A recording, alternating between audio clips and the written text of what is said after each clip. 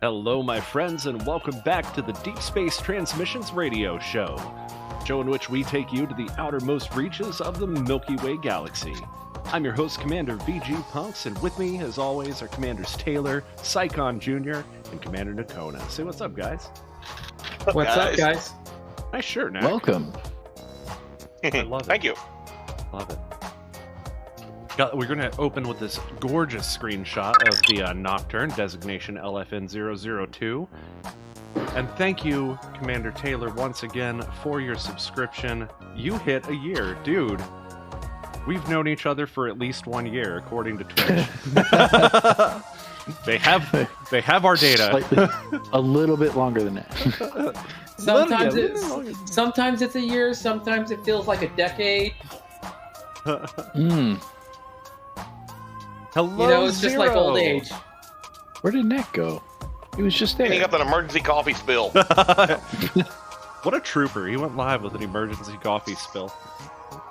I also have coffee. There may or may not be Bailey's in this, and Chrissy made it into like. Ooh, now there's an idea. Yeah, I absolutely got to do that. Next time I go to the liquor store, I'm getting some Bailey's Irish cream. I don't know that I would ruin a perfectly good cup of coffee with some Bailey's. Just saying. Well, it depends on the coffee. I certainly wouldn't put it in my time and space. She made this into a. So this was a Starbucks. Okay. So Starbucks is about the same as Folgers. So. Right. So. But it was like a espresso, iced espresso thing, and she took it. And, you watch it. I put that out there in public, and now I'm gonna start getting hate mail from Starbucks. Yeah, because Starbucks is totally going to be paying attention to us. They've got nothing better than time. Yeah, they can't stock their restaurants, but they can definitely take the time to send you a hate mail. Just saying. We were kind of upset because they didn't have any breakfast items, and I was kind of craving a spinach and feta wrap. What's up, guys? Come on.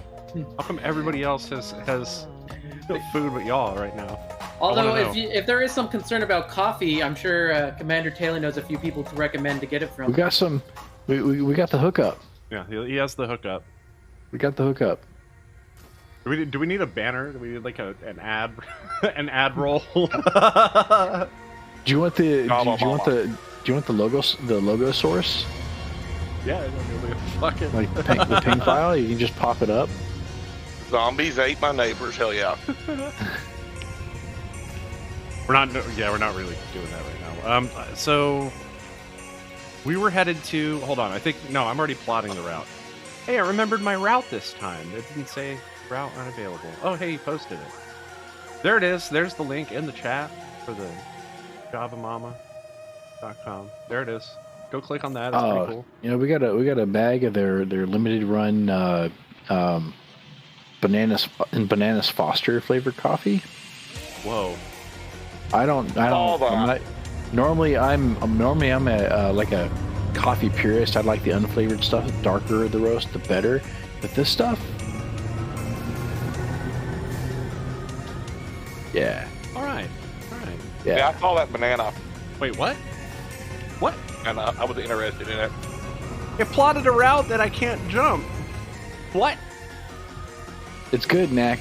Just. Do you maybe need to? Do you need to maybe engage your super crew or your super grandpa juice stuff, your neutron juice? I didn't have that set, but I mean. Neutron juice. Hold on, we're recalculating now. That route. Ooh, speaking of neutron juice, happy birthday, Psychon. Indeed. Oh, I mean, yeah, it is about almost a week late, but yeah, sure. We all had a bit of a busy week, man. This is our time to gather and circle the wagons and get very, very drunk. Yeah. What did you do for your birthday, man? Well, we didn't do that, unfortunately. We didn't really have that much time. I mean, we gathered together to be outside for the evening and realized that having a birthday in the summer probably is not the best thing. In Texas, anyway. Do you know what's worse? Being pregnant in the summertime in Texas. And we winter babies celebrate. Making it so. Knack, have you ever been pregnant in summertime? No, but I have lived with a couple of women that have been.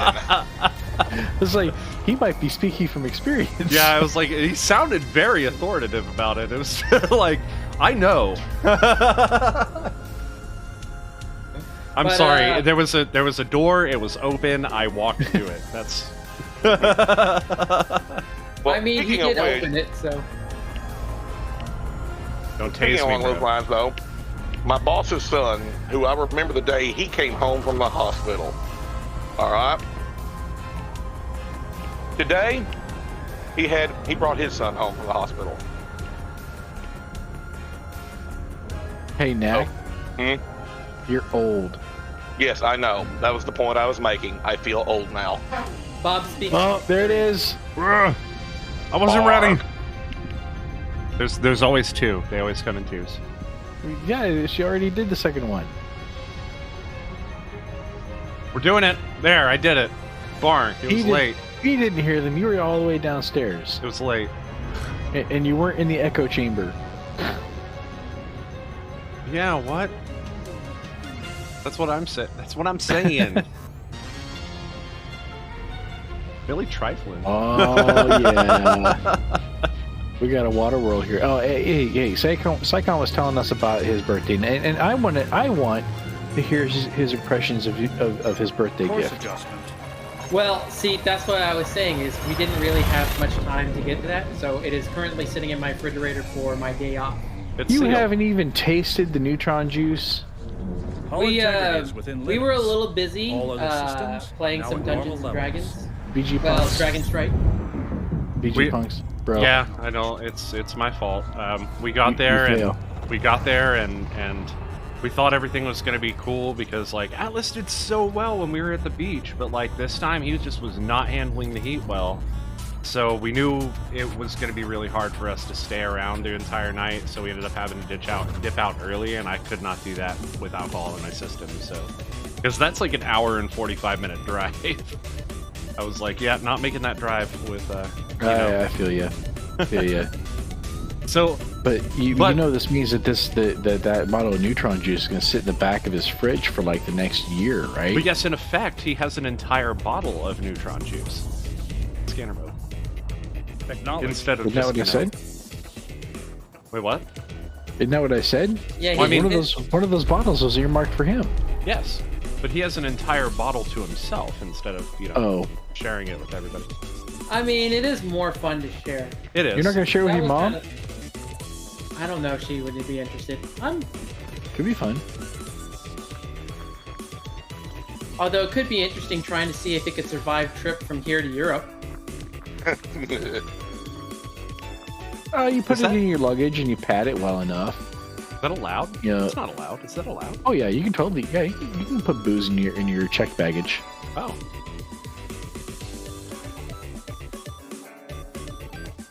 Now you might have fun getting that through customs. Yeah, I was gonna say. Well, see, it wouldn't be that hard if you consider that it's not going to be in a bottle of booze.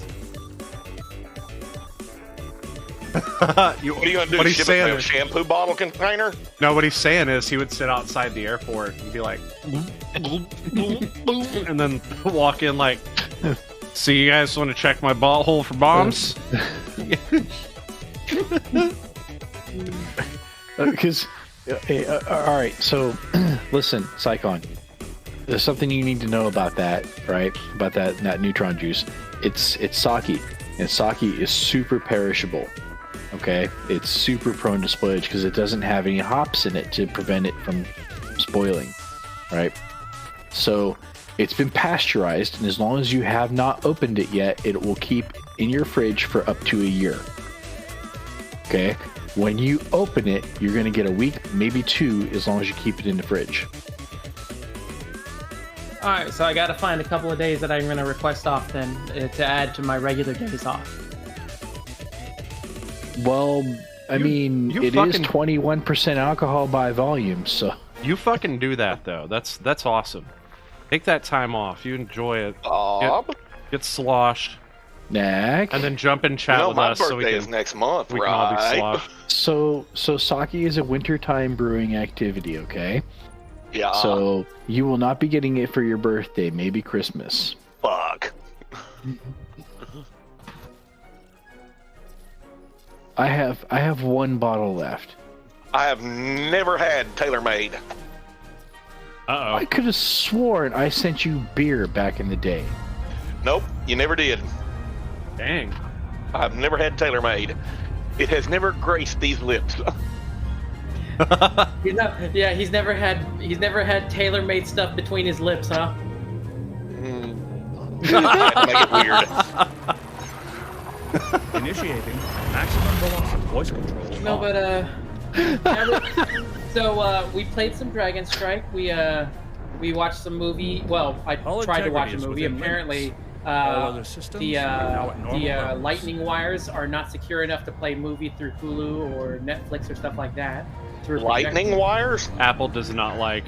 the Apple's like, nope, copyright. You're like, what? Yeah. Scanning. Even if it's Apple's own stuff, it's like, no, sorry, you can't show your own movies that you purchased because the lightning wire isn't secure enough to show. It's so weird. Don't you have access to my Plex server? I tried Plex too. I got Plex, and I mean, I had to pay for the thing through the phone, but like, you know, we were able to watch a little bit, but by the time I figured that out, it was, you know, already kind of late. We had the same problem at Hello World trying to do a PowerPoint presentation on a projection screen using a lightning wire, and I was just in hysterics about it because like we went in and I just connected my phone real quick to the USB and I was like, mine works. Mine works just fine. See, now on the other hand, because I was reading the instruction manual after I installed everything, because you know that's how I do things, and it was just like, on the other hand, if you use an HDMI cable connected to a device, then you should have enough security in order to run it. And I was like, well, of course. Of security. That's so Apple. So I wasn't able to show him Real Genius, but I mean that we'll figure out to do that for a movie night at some point. But yeah, I was telling Zero we were watching the highlights from our old sessions, including the. Do I need to add Real Genius to Plex? Yes, because I already did. Well, it wasn't there when I went to go look for it. Give me 2 seconds. I'm adding it right now. You beat me to it, fucker. Like, because we just watched it recently too, but we owned it on DVD. Yeah, mine is an Apple purchase movie, so. But sorry. Chugga chugga chug. There she goes. Anyway, but I mean, we had a good time, I think, for the most part. And then Mark's probably gonna have to contact you about your 3D printing services for him. Maybe. Me or Knack? Either or. I kind of want to get the original pieces for it, but I may just order from. I was gonna say you don't really want to spend money though. Per se, when you get which is what I was gonna say. I may just order them from Paizo, because Paizo stuff is pretty cheap and they have. So we're talking about. We're talking about. I'm wondering myself. I don't know what the hell. Hang on. So we played the game called Dragon Strike, which I don't know if he ever told you about it. You know, it's kind of one of those. You know, it was the Dungeons and Dragons style board game, which comes with like that cool VHS tape, which has the guy who's like, "Are you feeling brave? How brave?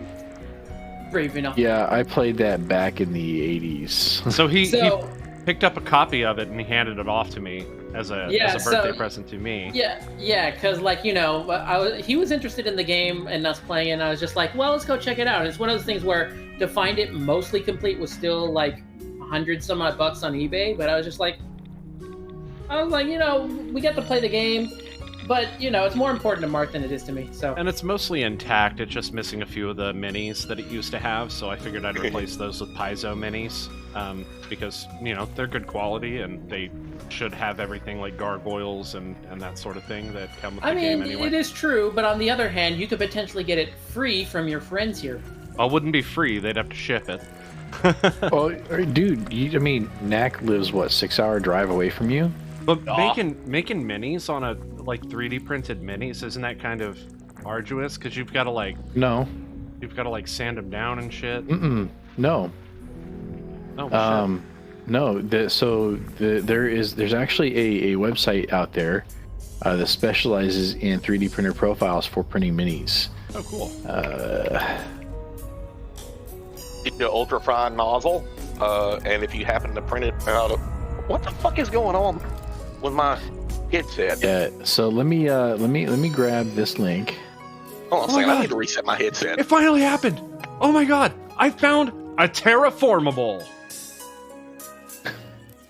What you mean? No biological? Congratulations. 2! I found 2 terraformable planets! Wow! I finally found one. It's been like 4 shows, and I hadn't found a single terraformable, or like maybe more. And I finally got one. Yeah, so clearly terraformables were just a myth. You didn't actually find any, so... Oh, okay. So There- so there's a website called 3D Printed Tabletop that specializes in 3D printer profiles for printing minis. Oh, cool. I'll go. So- I will have to check that out, and then we'll have to make an exchange. I could offer you a cast of my penis. I don't know. I had to think of something funny to say. I mean, it is appropriate to say that you would offer that 3D cast with these talk about minis. Mm-hmm. Fun for the whole family. I don't really, know not if my really. 3D printer can manage to spell out anything on the macro scale. Oh, I wasn't asking you to print it. Don't worry. I wouldn't want you to run out of fucking. Forget the word for it. I keep wanting I've to got say about 50 meters of PLA left filament. right here. That'd be That's more the than word. enough. My brain is like polymer. I'm like, it's not polymer. Polymer. It's not polymer. Yeah, That's not the actually- word. I'm actually pretty low on filament myself. I need to order another spool. I need to start stocking up in different colors. Right now, all I have is black and white. I want a 3D Yeah. printer so bad. Somebody, can you guys print me a 3D printer? Actually, No. that's not mean- as far off as you might think. No, I know it's not. I know it's I mean, possible. I know it's also difficult. That's kind of what the Prusa Mark III is, man. It's a 3D printed 3D printer. Pretty much. I'm trying. There's another one that's almost exclusively 3D printed parts. You just with the have to exception, of course, supply- of the extruder and shit. You just have to supply the stepper motors and the stepper motor controller. Oh wow, So, that would be pretty cool. and I mean the firmware is freaking Arduino. So, Hmm. Ooh. What were those parts called again? what the stepper motors and the stepper motor drivers? Can you wait? Stepper motor, Guys, brother. What are you guys? doing? Question. No, 3D printing you question. did not. Is it possible these days to get a nice little 3D printer for just Less over than- 300? You can Less get than one for less 300. than that. Can you shoot? You can catch the Creality Ender 3s on sale you- for 180, 170. Can you linky?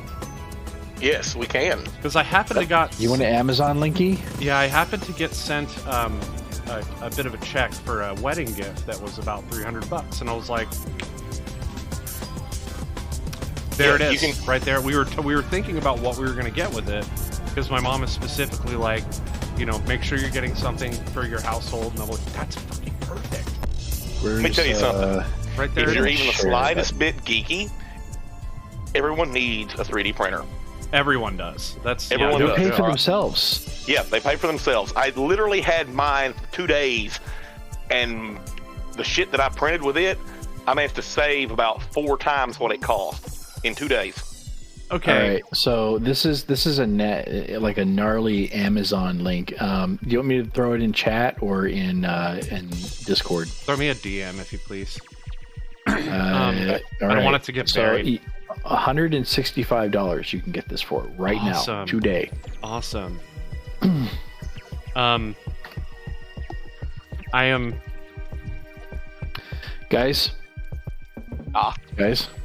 Yeah. we need to talk about Odyssey Update 6. We do. We do. We very Okay. badly need to talk about Odyssey Update 6. I Anybody don't else? even know And- what all it entails. Anybody else So- having a problem right now with your controls getting reset every time you start the game? I'm just curious. Is that just No. a me thing? Okay, it's just. That's me just a thing. you thing. Damn it. So, can you switch to my view for just a minute? Switching to your view. Loading. So they have made adjustments to the planetary renderer. And Ooh. Yeah. is it just me, or is this freaking gorgeous? Yeah. I like it. Me Oh, it gusta. really is. That is so much better. Yeah. Wow. Wow. So, with that in mind, keep it on here for a minute because I'm gonna go land. Yeah, hey, I'm not getting a slideshow from you anymore. I see your mouse cursor, but... Yeah, sorry. There you go. Yeah, so CPU utilization by Elite Dangerous is way down right now. What do you think? That looks like an alluvial plain right here. I think I'm going to go land down there. Alluvial plain, define. Lava flow. Ancient lava flow. Ooh. Alright, alright. Ancient lava flow. Oh, this is interesting. The only other time I've ever heard the word alluvial involve giant worms.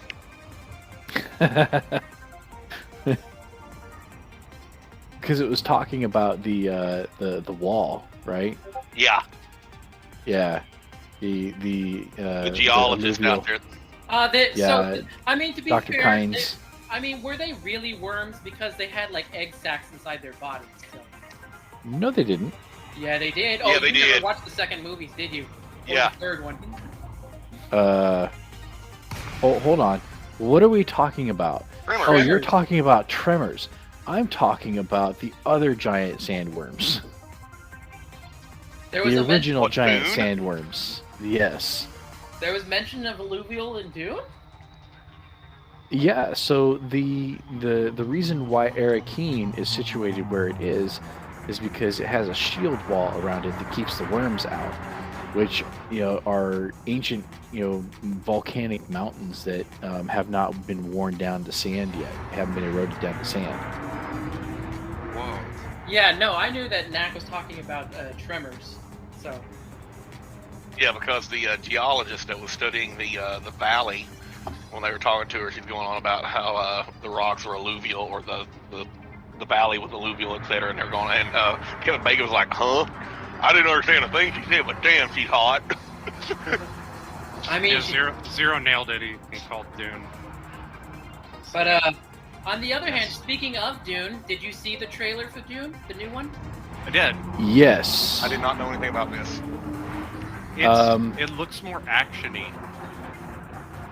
I'm a little bit on the fence about it, to be honest. How come? It's kind of hard to describe, but let me sum it up in one sentence. If you go on IMDb or anywhere else, and you notice in the trailer, there is a conspicuous absence of Fade Rautha Harkonnen. Huh. Huh. Which is a problem because he is a instrumental part of the Baron's plans, right? His plan to manipulate the Fremen was into hating the Atreides, or to loving the Harkonnen, was he was going to turn Raban loose on them to oppress them and treat them like garbage, and then have Fade come in and save the day by replacing Beast Raban. Well, So the fact that he is not present in this, first half of the story, it's kind of concerning. So hear me out here. What if this is going to be like one of those sort of appearances by someone who, fans would love to see of Dune, that they're trying to keep quiet? Okay. Unsafe temperatures. Yeah, no shit. Like, But- say, for example, someone who might have previously been in any of the other Dune movies, that it would be something where if you saw their name stick out, you'd be like, "Oh, he's in there. Oh, I'm definitely gonna go see this." I don't think so. I think that if they had cast somebody major for that role, and they've got some big names in this, man, then they would have been crowing about it and using that to drive ticket sales. Maybe it's So- the opposite of that. Maybe they still hadn't figured out who they were, or maybe they hadn't found someone to cast. yet. I think that they haven't cast They him yet, haven't, and yeah. if they're going to include him at all, it will be in the second movie, and that's going to be a problem. See, yeah, the thing is that if they hadn't cast him, then it means he's not going to be in because, you know, they already have the trailer out, which means they've already finished filming. The movie's done. Yeah. Yeah.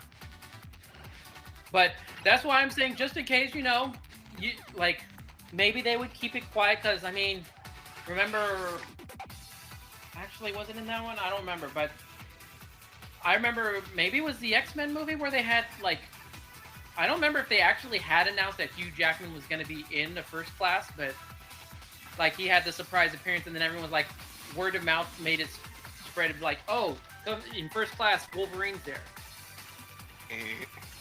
Wolverine's there.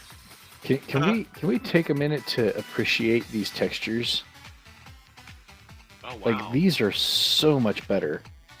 How's You the actually frame see rate? tiny little And you're dots. actually leaving a nice footprint. Yeah. So you should be able to see my. Oh yeah, you can't see my FPS on screen. That's weird. Yeah, what I guess the overlay is only visible for me. I'm at 80 to 85 FPS right now. Not bad. Not bad at all. But look at these rocks, man. These are great. Hmm. Like this is the kind of stuff that we were hoping to see in Horizon and never really materialized. Well, now that you're roaming around on PlanetSide, what's your GPU load? At 96. Okay, nice. Okay, I kind of want to hop out of my ship and see what that's like because I have not checked that out yet. I'll find a nice planet in this system once I scan this last terraformable. Man, I'm loving these textures. Look at this. I'm glad you're enjoying it. Wow. Yeah, this is Just awesome. sitting here thinking, it's like you'd have probably been treated to a slideshow, even on the most optimal configuration, with your previous configuration. You've been you know, there's only one. I've been knacked. There's only one thing that could. Oh yeah, hey, you know what? You've been. There's only one thing that can ever repay him for that, and that's a mouthful of Taylor-Made. Oh right, I forgot. We're not on the scene for that. Switch back. Go ahead and switch back. That's fine. Okay. So, what was I gonna say? There was something I was gonna say. I don't remember what it was. I love you, Bob. I love you, Knack. Y'all I'll hop send out you and some check grog out at some the point. Knack like grog. All right, guys. I'll be right back. I gotta go give Knack a hug. Oh, you're going to like Well, Knack, speaking of, Knack, meet me outside. nudge, nudge, Okay. wink, wink. Nudge, I nudge, was gonna wink, say, wink. Say no more. Bob Say mentioned no it a while more. ago. Bob said it a while ago, and I say, speaking of unsafe temperatures, my house just now dropped below 90 degrees. Yay! Yeah, we're having to really be careful with the AC because it is struggling to keep up with the temperatures out there. Oh, like I said, mine can keep up just fine. Unless Yeah, my this- kids turn the damn thing off.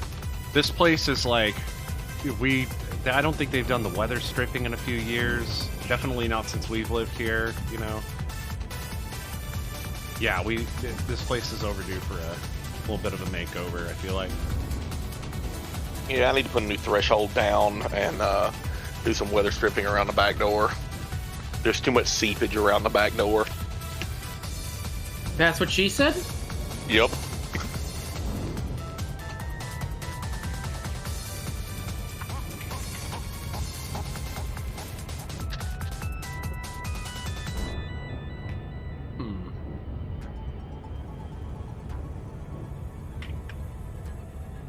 Oh boy, oh boy. I want to get a 3D printer.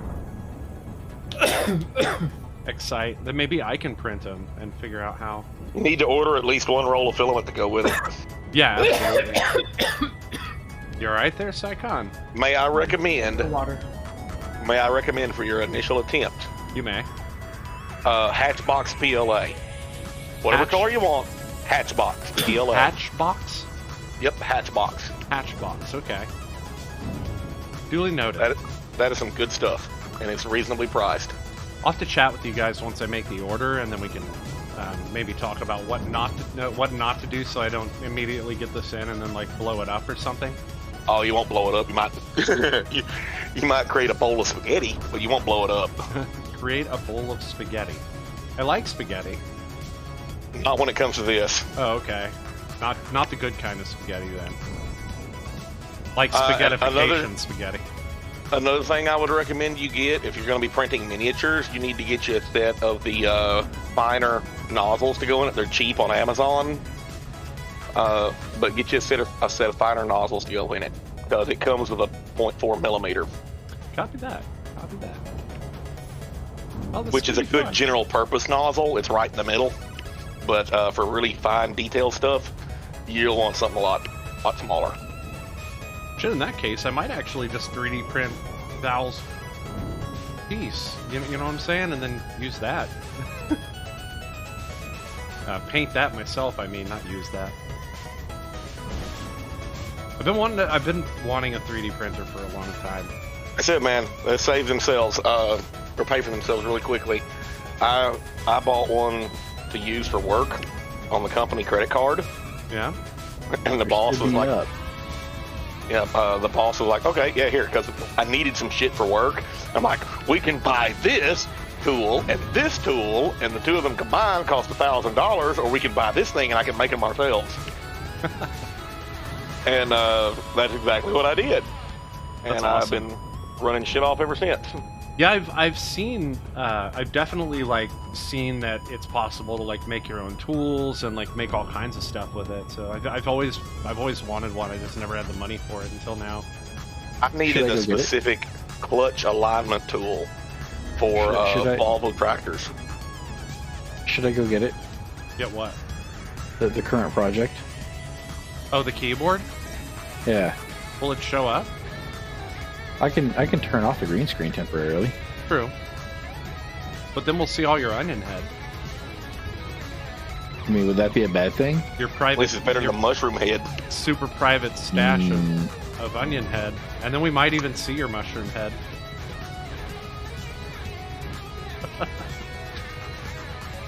I mean, so I went out and I hit a couple of places today to see if I could find some longer ribbon cable. Yeah? Yeah, didn't have any luck. Aw. Yeah, Frigid North is closed, and Computer Renaissance didn't have any that were long enough. Like, I need like an old school SCSI cable. You know what I'm saying, Knack? Like, yeah, too bad there's not a Radio Shack nearby. Right. So I'm gonna. So there's an Ace Hardware nearby that does still have a Radio Shack franchise. I'm gonna head over there probably later today because I need some longer screws for this project. Well, I was gonna say, I have numerous boxes in the closet full of this shit. Would you like me to just mail you one? So I need like a 24-inch uninterrupted length of like 40 or 20 pin ribbon cable. How about a 36-inch length? Uninterrupted? Yeah. Perfect. I have to find it. But yes, like I said, I have ass loads of this stuff. I know you do. I just wasn't going to ask you to send me some because... I could send you a box with about 40 of these crammed in it. It's like that, and also, you've tried asking him to send you stuff, but unfortunately, he's not going to send you, his. Yeah, he still owes me an Atari. Yeah. Huh? What? There it is again. You guys hear it? What? No, you missed it. Oh, there it is. Yeah, I barely missed it. I heard the butt end of it. I heard the No. For some reason, the mic is, I don't know. Did Discord turn freaking noise filtering back on again? I don't know. We're gonna need to get you. We need to get you a stream microphone, I guess. Yeah. I want to never use it. Wait, what? Well, I've got my Blue Yeti up here, and I never use it. How come? It's like those pedals that you never use. I'm always using this, my headset. Pedals? Yeah, pedals for my T6000 Oh. HOTAS. T16,000, yeah. The Yeah. rudder pedals. His HOTAS came with a set of rudder pedals, and he never uses them. Like, I would totally use them. Yeah. Maybe yeah, I'll I would- build myself a set one day. Oh man, if I had a set of pedals, Two befores, potentiometers, and some springs. if I had a set of pedals on this thing, oh man, I like my one thing that I have definitely thought about. It was like getting the wheel, the wheel Like a set racing up. wheel? Yeah, for SRV Yeah. driving. That'd be fun. You know, Hey, it wouldn't I- be very realistic Anyone make because an actual flight yoke? yeah, Yeah, they do.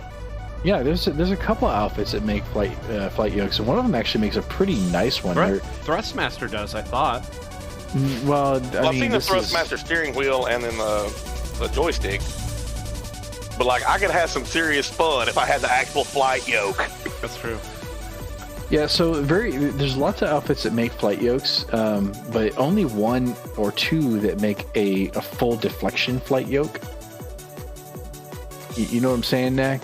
hmm Like, you know, in an actual aircraft, the flight yoke has a full 90-degree deflection, right? Yep. And most of the cheaper flight yokes that you can buy are like 45-degree deflection. You know what? I like this planet right here. Let's go there. What do you think? I'm down. Let's do it. Let's do it. Buildy. FILDI. Here we go.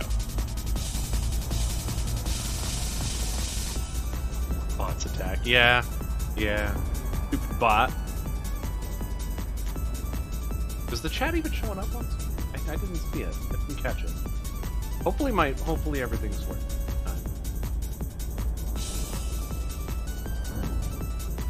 Okay, I love this song. This is an awesome. Likewise. Lots of Seems dance party. luminous. Uh-oh. Uh-oh. We doing it?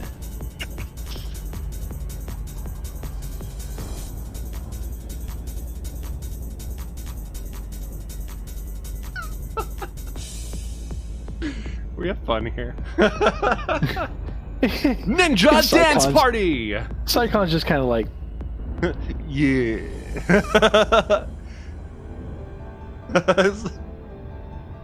That one guy at the party that's just like head bobs.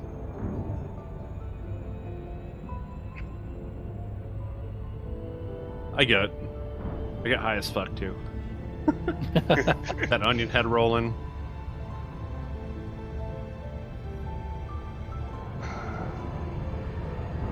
Okay. So we got about 2,000 light So- seconds to target. What's the up? new the improvements to the planetary textures for sure are awesome. Did you guys check out the implementation of the AMD Super Resolution they added in, the Super FX? So they just added that? NAC, No, that's been changed. It's if you had the Super FX turned on last week, it might be turned off now. And now instead of having a slider for intensity, it just has like different implementations. Where is it?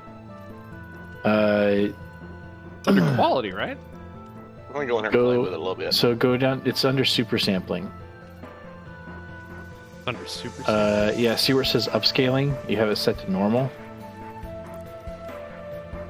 Yeah. So no, not upscaling. Yeah. So you should be able to switch that to AMD Fidelity FX. It's I don't know why it's grayed out. maybe it's because I'm in game right now. I can turn mine on. It's a, Oh, you need to have SMAA turned on. So switch, go to anti-aliasing and switch it to SMAA. Yeah. Hey, here's the thing. If you're not running this, start off Apply at that. ultra quality and go down. Because any single option in this menu will be better than native performance. Apply that.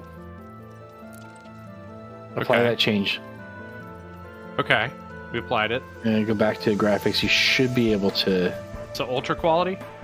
Yes. Yeah, start at ultra quality and go down. That's what I have it on. You sure you want to keep these settings? Yeah, let's check it out. Oh man, hold on, my POTOS is going crazy here. Now, the thing is, I don't know if I'm going to see any differences. Ooh, I see a difference already, man. What have I been doing with my life until now?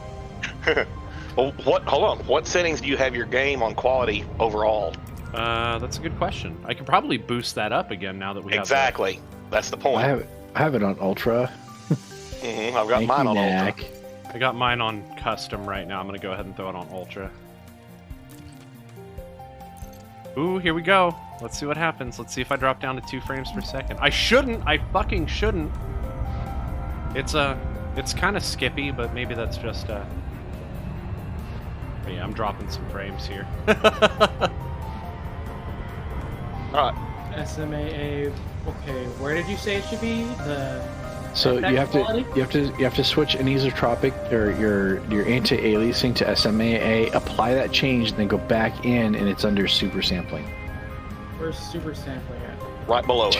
Two steps below anti-aliasing. Oh, there we go. Performance. Yeah, I'm Start at ultra. Ultra quality? Yeah, start at ultra quality and go down from there to adjust your liking. Ultra is no bueno right now. I'm gonna go down to high.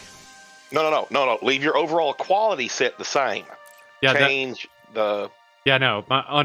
That is set to ultra high right now. I'm going down to high leave your overall quality on ultra and then go down to the super sampling. Super sampling and switch that down to high. It switched it down to performance for some reason. Yeah, because you made a change. So quality. Yeah, quality. Yes. Back to game menu. Okay. Seems smoother. All right. Don't know why it's still. My throttle is somehow changing my. Whoops. Okay. Whoop, too close. Too close. Everything's bad. Oh no. Okay, we're actually cool. Can you tell a performance gain there? Yeah. Performance definitely shot back up. So it's not like skipping every couple frames. So still losing a frame here and there, I can see, but overall, there should be a visual difference for sure. Oh yeah, absolutely. Yeah, I can definitely tell. I think we all. Now saw here's that. the thing: if you have a card that has the grunt to run the game at absolute balls to the wall settings, it does nothing for you except you gain some frames. Yeah, I Your wish frame rate that will go up. And that's about it. I wish that I did because I really could use that frame rate boost, but eventually we'll get there. We'll get there. Oh, if you want frame rate boost, just go in and turn the quality down on it. Just keep going down. You mean on the super sampling? Uh-huh. Okay. Like I said, any one of those settings in the super sampling is going to be better than native performance at whatever base game settings you're running at, base quality. It's looking good right now. I'm interested in seeing what happens when I land, though, because normally when I land, it just squashes my frame rate, but hopefully the performance optimizations have been efficient or is sufficient to solve that little problem. We're just gonna land on this planet here. Ooh! Oh, look at all that. Oh, that is gorgeous. Right? All the blue, of course, is are biological signals. Don't remember what kind. I guess we'll find out when we hit the surface. So we want to land in one of these blue areas right here. These wontons are pathetic. Yeah, they're good for sleeping inside, apparently. But... See what I did there? I said wontons, not tauntauns. Although they do smell bad at the outside, right? Yeah, they smell pretty bad on the outside. Or I thought they only smelled bad on the outside. Turns out they smell pretty bad on the inside, too. Yeah. Although I maintain that's probably just because he cooked the inside. Ain't nothing like some deep fried tauntaun.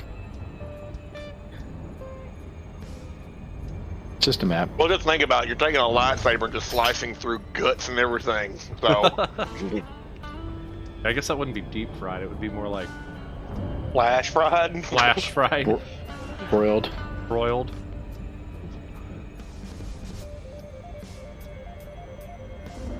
Well, here we go.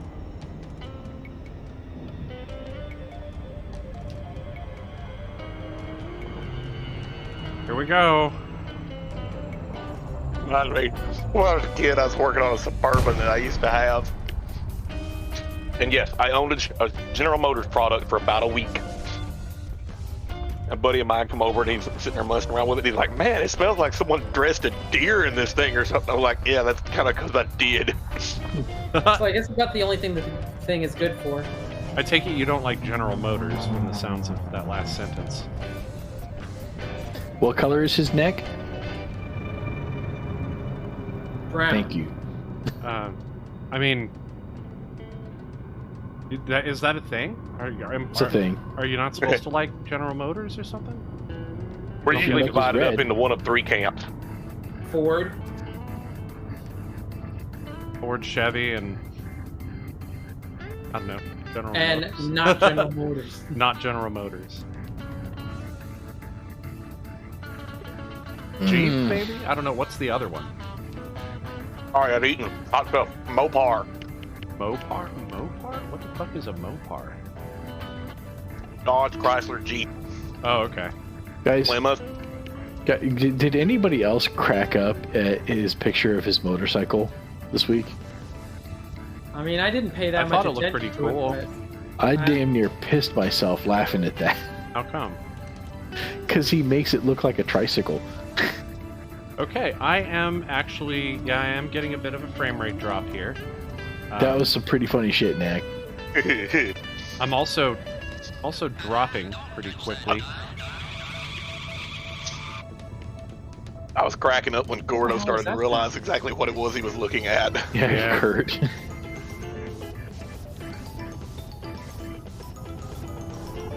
All right, geared down, and okay, we're plummeting, Nocturne. We're plummeting. Where is it? Where is it? Nice and slow. Down nice and slow. Huh, voices of the live stream. Gravity is 1.27 Gs. Oh. Yeah, you want to take that pretty carefully. So there's biosignals here, but they're kind of, it's just bacteria. But this is a terraformable atmospheric landable planet, so I'm gonna go and take me a look. Icon, did you see the picture of me standing next to my dad that I posted a little bit later after the bike? I mean, I sort of did. It's been a long time since I seen that picture of you and Ira, man. No, that's David. Oh, yeah, that's right. Sorry. There's that other picture of you and Ira that you showed me years and years ago. I'd have to find that one. I don't know where it's at. Touchdown, and I'm out. You're talking about the one where I'm like propped up on his shoulder, leaning on him? Yeah. Oh yeah. Okay, we're getting some pretty significant frame drop here. All right. You have two choices. You can continue to drop the FSR, or you can drop your base quality one notch. I'm gonna go with the super sampling a notch here. Hit balanced. It changed it to performance instead of balanced. It won't let me do balanced for some reason. Every time I click balanced, it switches it to performance. So drop your, I think it's automatically shifting it down on you even because it's detecting the frame rate drop. So drop your base quality down to high. Dropping base quality to high. Okay. Let's see And what then let it happens. run for like 5 minutes before you go back and try to tweak anything else. Ooh, okay. So I'm still getting a little bit of frame drop. Oh no, I'm still getting pretty significant frame drop. It's a process. You'll get there. Yeah, I've got a slideshow.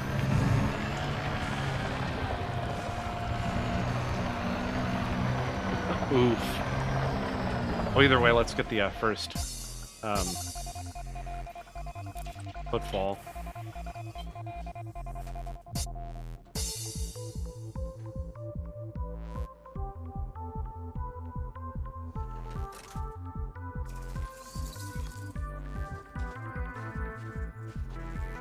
Deploy landing gear. Deploy landing gear. Wow. The ground textures really are something else.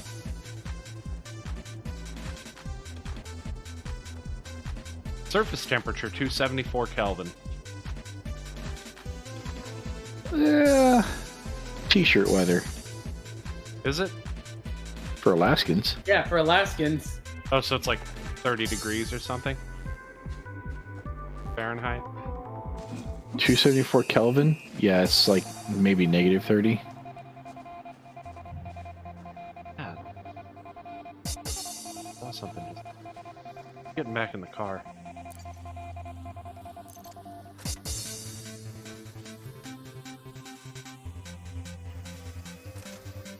Okay, I want to get back to space. Yeah, this is a big frame rate. Yeah, it's You seeing this? pretty significant, yeah. Once I get in the ship, I think everything's gonna be... Or once I get back to space, everything's gonna be fine. Hold on, I'll be right back, guys.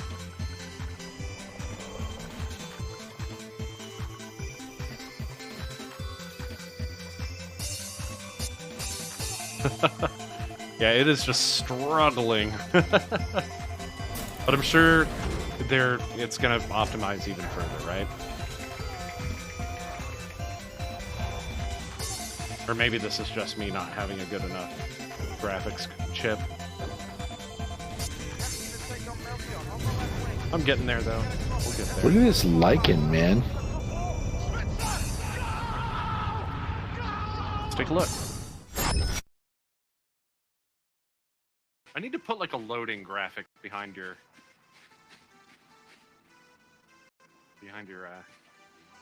screen. So I'm a slideshow for you right now, which I'm not sure why that is. Because I'm at like 90 FPS right now. Yeah, I think when this stuff happens, it messes with the output as well. Yeah, it's the ground. As soon as I pointed it up to the sky, like my frame rate shot right back up. Now it's all smooth. So did mine. The sky's beautiful though. Yeah, maybe my machine processing everything then. Like trying to do all this heavy graphic stuff and Elite Dangerous, yeah. Which means that getting the streaming over on the server will probably introduce a lot of significant quality increases for us, which is what we're hoping. Well, I didn't find the geological signals, but I'm okay with it. Next system en route. Selecting next system en route. Next system en route. Next system en route. Okay, I was like, hello, Vega? Are you there? Hasta la vista. You should switch back to your view, Ro. Let's see. Crystal Sermon. This sounds fun. Oop, Water World. Hey. Unmapped. Oh, I hear Final Fantasy music. Indeed. Yep, one of mine. You should switch back to your view, bro. Doing that. I think it is the load on my system from the game just not being fully optimized yet. I really think that's what it is. Well, is your overall behavior pretty much still the same regardless of quality settings? No, only on the planet's surfaces. So once I'm in space, like it is a very smooth performance. Also, once I turned up toward the sky while I was on the planet, it went completely smooth. But it was also impacting the frame rate of Bob's stream. So I'm pretty sure this is just like my computer trying to do the workload of this unoptimized, planet's surface, plus trying to descramble, decode all the the video stuff. You know, getting there. it's trying to encode a video stream sorry, and encode, then not decode. So, yeah, because you're offloading the video encoding to your GPU, Right. right? And if your GPU is busy rendering the game, I think it would help to Leaving go to system. software. Well, I was gonna say, what kind of CPU you got that thing? Hyperspace velocity 50 what? reach. Oh, shit! It's a 6800. No, fuck. No, that's the graphics thing. Ah, man, fuck. I don't remember. I want to say it's a 5600X. Scanning Yeah, I for think it's a anomalies. 5600X. None detected. six Oh, that's six a core, big 412 12 thread. thread. Sorry. Chinks, you owe me a beer, Bob. You owe me lots of beer. Okay, hold on. Now I'm curious. What actually? Come get it, Knack. Okay, I'll be there in like a week. Yeah. All right, Yeah, don't worry. He'll give you some tailor-made stuff to shove down your mouth. that's right. Actually, correction. I have the Ryzen 7 5800X. Okay, that is an 8-core, 16-thread. You should probably try software rendering then, Okay. because yeah, you've got the horsepower for it. I'll give that a try next stream. Because I don't think I can't switch mid-stream. Yeah, I think you have to end. Maybe. Can I? No way. Can I? Yeah, I glitch it for a second, yeah, but no. It won't let me know. yeah, you have to unload the encoder then, I guess. Yeah. Restart it. They That's okay. We'll try that out. We'll do some test streaming. Shit, maybe through the week. I mean, I don't have work for the next month. system map. Which is, But you yeah, know, you've definitely got the horsepower to run the software encoder. Right. Adjusting for jump. right. I should. I'll switch it over. I tell you, this song is making me crave some Kentucky Fried Chocobo. AF Chocobo.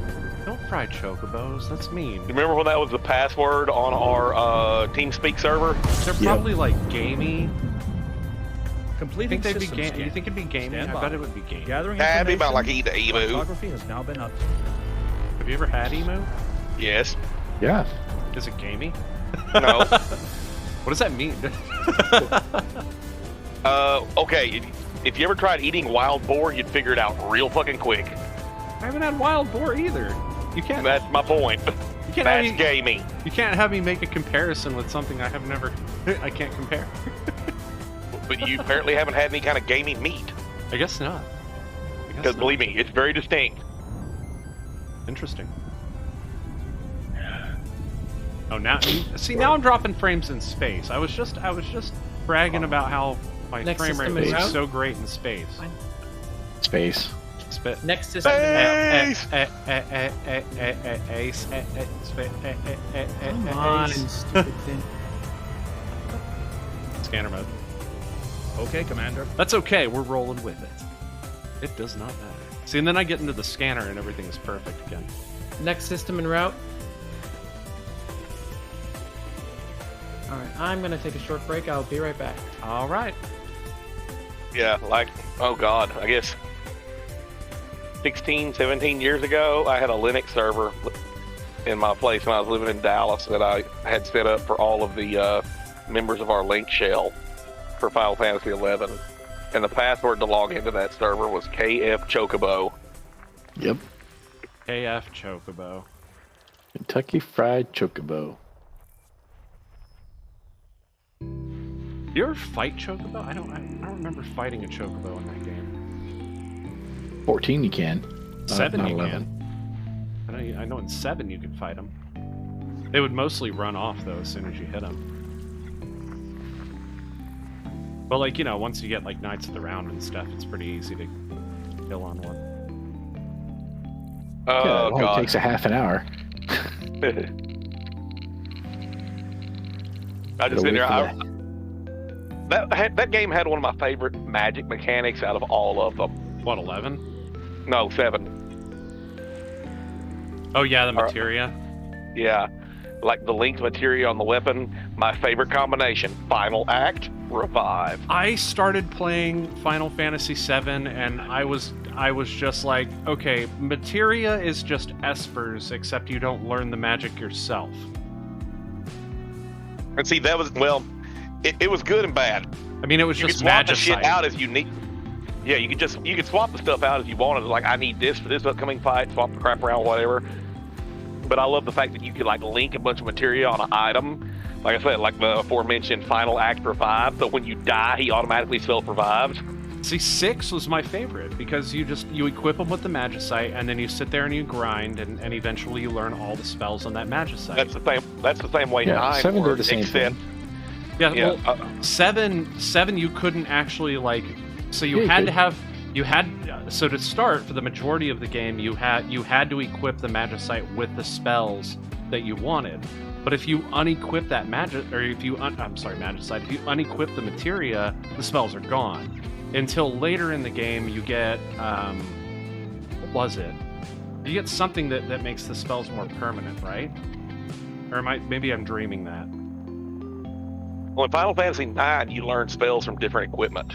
Yes, and you had to equip them, and over time, as it leveled up, then you learn permanently. Oh, we were talking not just spells, all abilities. Right? Yeah, yeah, well, everything. Yeah. My bad. We were talking about 9, not 7. 7 was. We were talking about 7. Yeah, we were talking about 7. I got confused. Yeah, 9 had a good system for that too, but I really, really deeply enjoyed the 6 system of like once you get a Magicite, it's about putting it on the right person to start, and then once they learn all of it, shift it to the next person. Yeah, cycling down the line. The only problem was that at max level at end game, you needed one particular spell for something, and you're running around with a bunch of overpowered characters with level 1 equipment, just grinding away trying to perma-learn something. Yeah, but in in 6, it was just the Magicite in general. I don't know, I liked that system. I thought that was a lot cooler. In fact, when I started playing 7 and I figured out that like you had to equip the spells, I was like, what? Come on, I like that. Come on, give me the ability to learn these things. I liked it still. I liked the materia system, but I liked the Magicite system more. Well, I remember there were like booster materia you could equip and different stuff, and like you could customize endlessly for certain scenarios, and that made it really awesome. Yeah. Instead of having to hunt down specific gear that gave opponents to this spell or what the hell ever. Right, and then have all these accessories that do I mean, you still have. Yeah, it might have an awesome stat for one thing, but otherwise it's absolute shit. Yeah, right. My favorite thing about that materia stuff was after you mastered it completely, like it just generated a brand new one. Yeah. After it leveled all the way up, you got a new one. Yep, started over at level 1. That was pretty cool. Data, and then you could get certain equipment to help level it faster, like with the double XP and all that. Yeah, there was certain equipment to help level it faster. It's called a Game Shark. So supposedly this update has made the geological features easier to find also. They put more geological features on planets that have them, and so I have a solar system here that's full of planets with geological signals on those sides. I think I'm gonna go and see if I can't hunt one down, because that is one thing that I have not seen on foot yet, is like a geyser or volcano or even a fumarole. I am going to switch to your view for just a bit while I take a short bio. He's gonna go poop. I'm going to poop. Yes, that is correct. I'm gonna go drop some dukes. System map.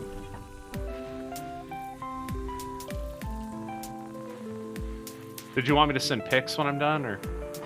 No, No, we're good. Not this time. Not this time. Bio.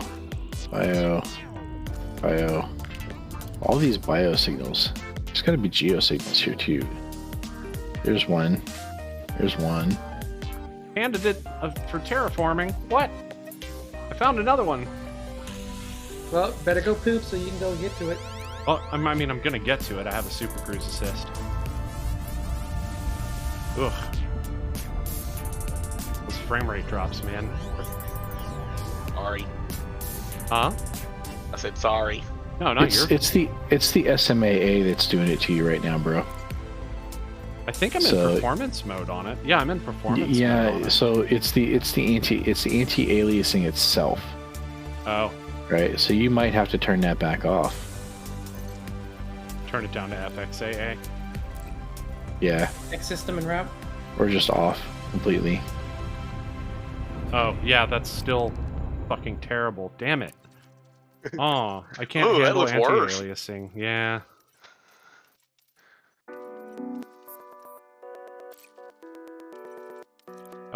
What? Everything okay? Yeah, just have a little trouble opening something up. Yeah, it's smoother anyway. But now everything's blocky.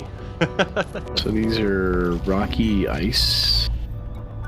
Okay, I am going to, I'm in Super Cruise Assist. I'm going to go ahead and switch over to Commander Taylor's view, and I will be right back.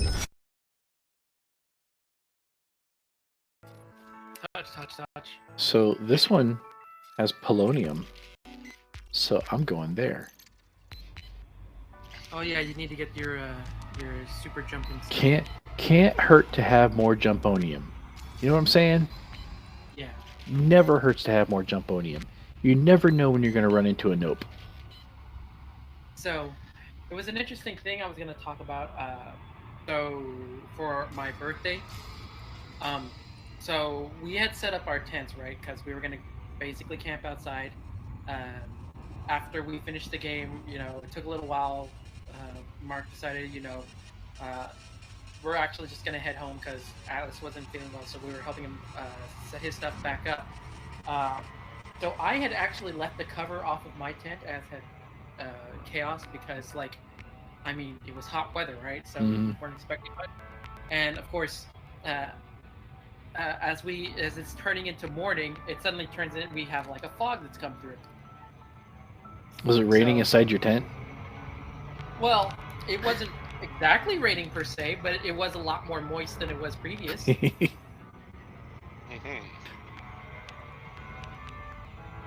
Also, Commander Punk stayed behind the cover to his own tent there, so, or it was like the bag that carries it or something. But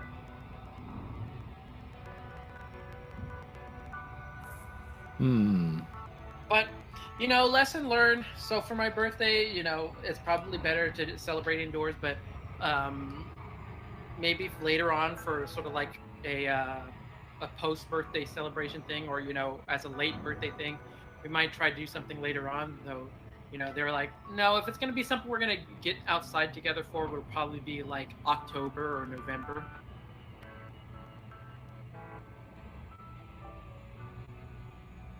Yeah, do a Halloween thing. Know what I'm saying? I don't like the outdoors. Where'd he go? I'm right here. Oh, there you are. Wow.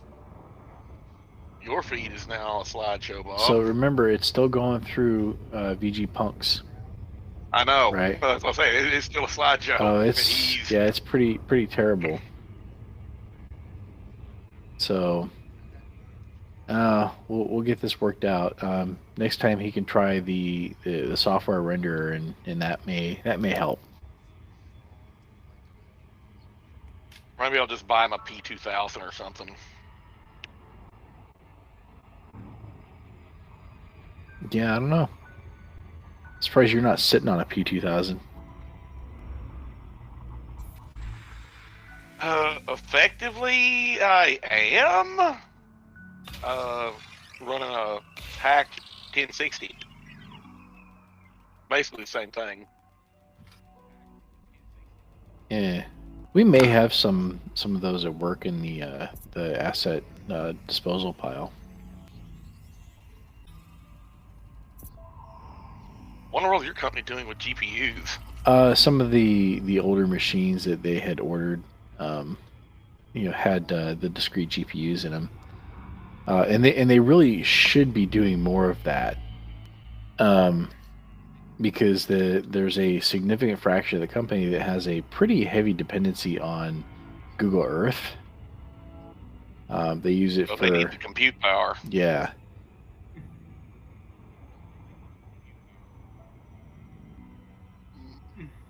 So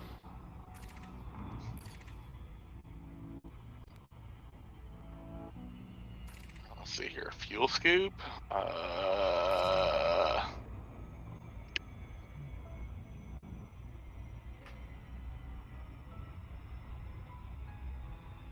So we routinely get complaints from folks that Google Earth is just not performing very well. I'm like, well, I mean, we stopped buying you computers with discrete GPUs in them, so the cost cutting measure.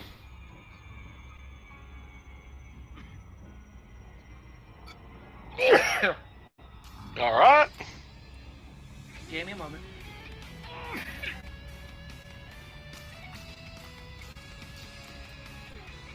Damn, I thought my wife was a scream sneezer. Psychon, you okay?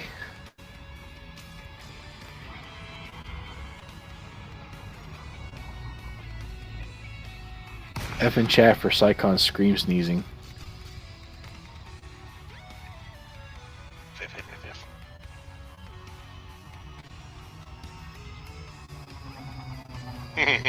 65535.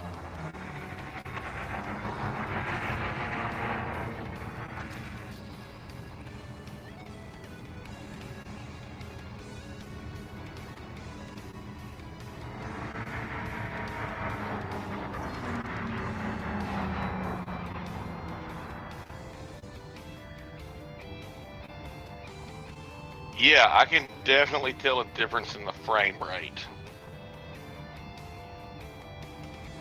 Damn. Well, I mean, flying this close to the surface, I'm doing 60 FPS, 70 FPS.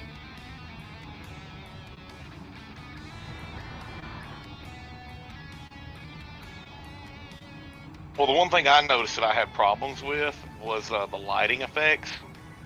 Like if you rolled your ship and, the star cast a shadow across your deck or whatever, it could cause it to frame stutter every now and then. So like right now, with everything cranked to the fucking nines, with FSR turned on, nothing, no stutter. No, this thing is behaving beautifully with the FSR turned on.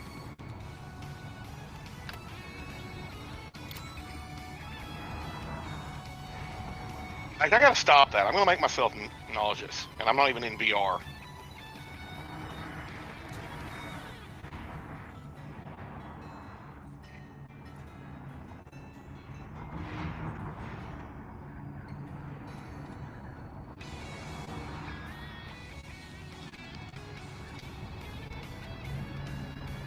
I'm looking for geysers. Supposedly there's some around here.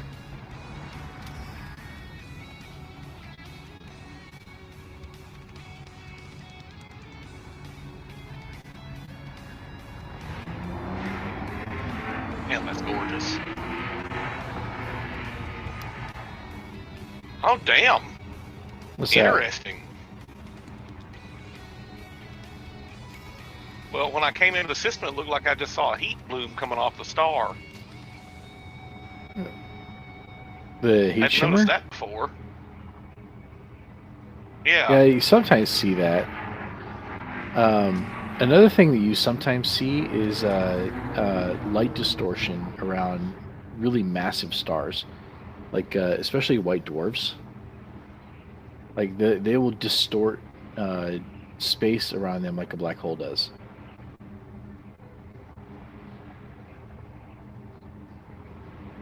Alright. Well, speaking of white dwarfs and pulsars and shit like that, when I was watching that show the other night, they picked up a signal in the first episode from deep space, and they rattled off it was like 1.57 gigahertz, and one of the goons in the monitoring station is like, "Is it a pulsar?" And I just started laughing. I was like, "God Almighty, a pulsar putting off 1.57 gigahertz frequency?" Millisecond pulsar, yeah, they're a thing that exists. In the fucking gigahertz range. Holy fuck. That thing would have to be moving. Yeah. Like, okay, let's see. How many cycles? Let's see. Billion? A billion cycles? 1.53 billion, actually. We've seen some pretty active microsecond Cut pulsars. cut that in half. Because, depending on, how the pulsar is spinning compared to where its poles are, you could be seeing two poles flashing you. Right? So cut that in so that'd half. be 750 megahertz.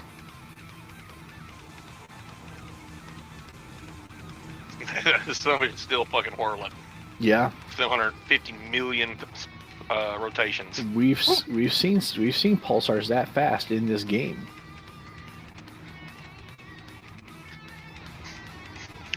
I was like, that sucker be spinning. It is not unheard of.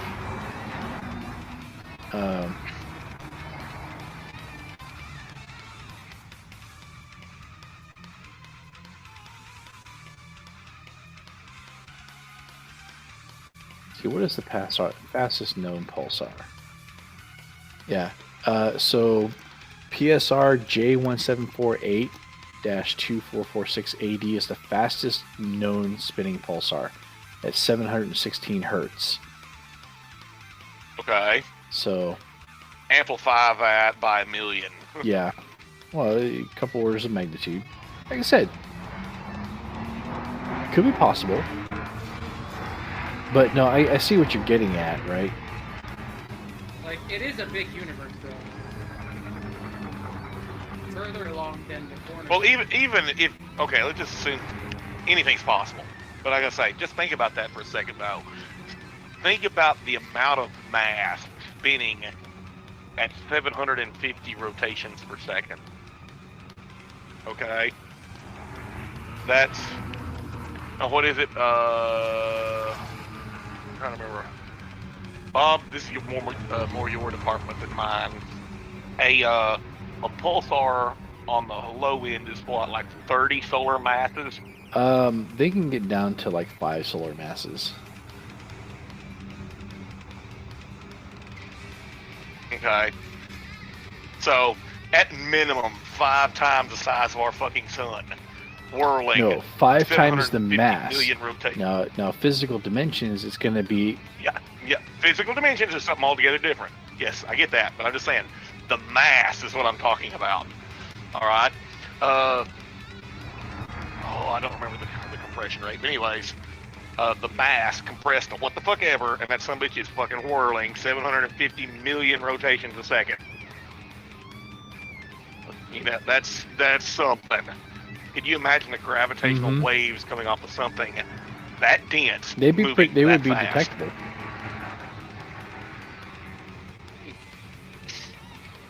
I was reading something the other day about a nova event that was detected here on Earth recently, like in the last few weeks, I think it was. That was interesting. Of course, I was half asleep. I wasn't paying that close attention. I don't remember much about it. Couldn't tell you the details. Yeah, I don't know what it is about Odyssey, but freaking geological features are difficult to find now.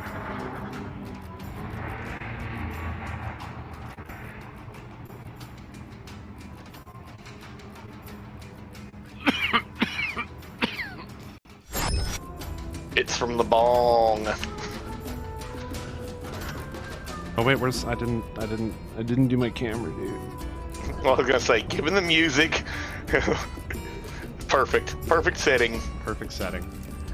All right, let's go ahead and disable the.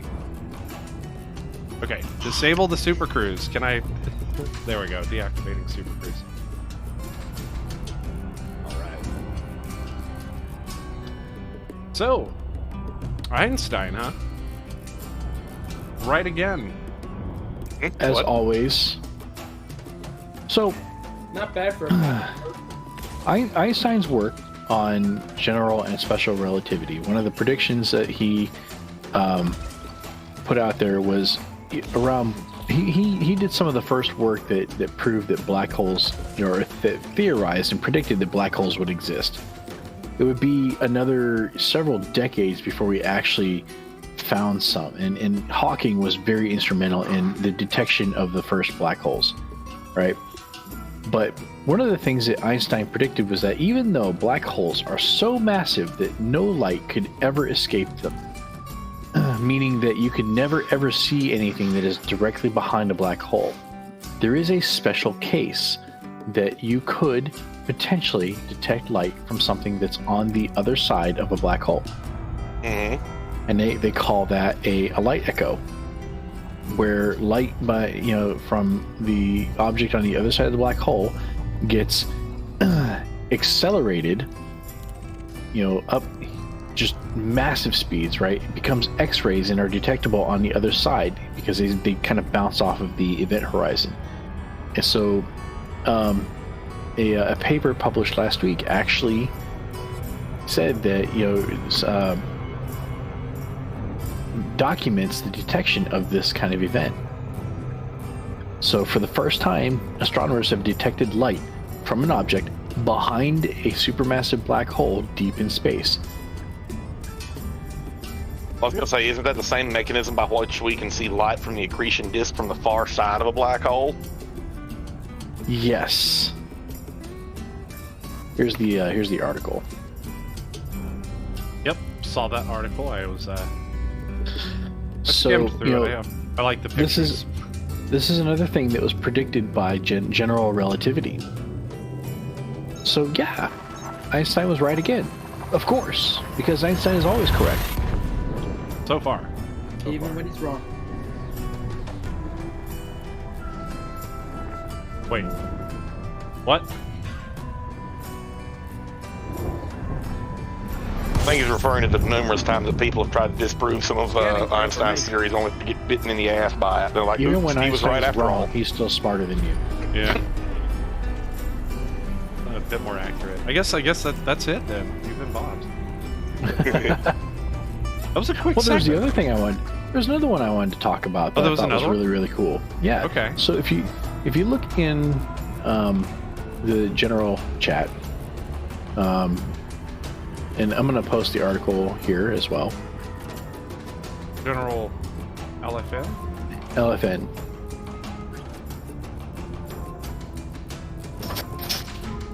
Okay. So, for the first time, astronomers have Acknowledged. detected a potential moon-forming accretion disk around an exoplanet. Around an exoplanet. Wait. Around a planet in another solar system. Okay. An accretion disk. What is that? So when a star forms, right? The current theory that has a lot of evidence to back it up is that it collapses out of gases and dust and debris, and then the remaining material forms a disk around that star that they call an accretion disk, because over time that disk is going to eddy and whirl and slowly accrete to form planets, right? Accreting means to gather together. Okay. Think of the rings of Saturn only scaled up a lot. Yep. I see. So Like that one planet that's in our promo video. You remember? Was it? Yep. Was it a star? And you were headed toward it, and there was like these huge rings around it. Is that it was like that? a ring neutron star. Yeah. Oh, okay, like that. Yeah. Kind of. Yeah, but more primordial.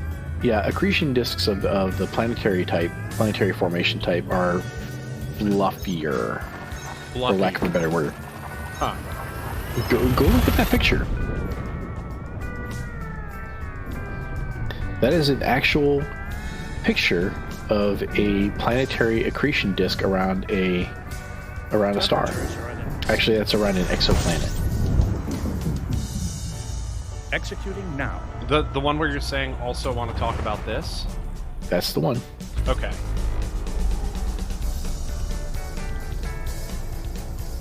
Oh, excuse me. Oh wow. Crazy. How the universe is a wonderful place. Science is amazing. Science was always my best subject in school. Absolutely loved it. Yeah, same here. I just want to take a second and make sure that we appreciate the fact that we're now getting actual pictures of planets around another star. Affirmative. Yeah. Like, Man. like not just detecting them because they might, you know, occlude the star and cause a momentary dip in the star's brightness, but no, getting actual photographs from really powerful telescopes. And speaking of which, the Hubble is back online. Yeah. We talked about that last week. Oh, okay. Yeah, I was gonna say it's like very powerful telescopes that, you know, they had the foresight to put a backup server on just in case things went wrong. Well, anything the U.S. government or indoor military does should have multiple backups. Yeah. Always have a spare. Completing system scan. Or Stand by. Gathering information. Have a spare. Cartography has now been updated. And a spare. Lasagna is ready. Lasagna. Yep. Don't get any on you. And that's our show, everybody. We will see you all next week. In space. No, seriously, though. This song sounds a lot like Drowning Pool. Don't get any on you. It won't mix with the coffee very well. Shots fired. This is Knack. He likes to wear his food. Scanner Coffee mode. foul, man. I mean, Understood. Oh, you don't know the half of it. A while ago, my daughter brought me some egg rolls and wonton, and I got soy sauce dumped on me. So it's that's gonna bean be, abuse. yeah. It's true. He likes to wear his food.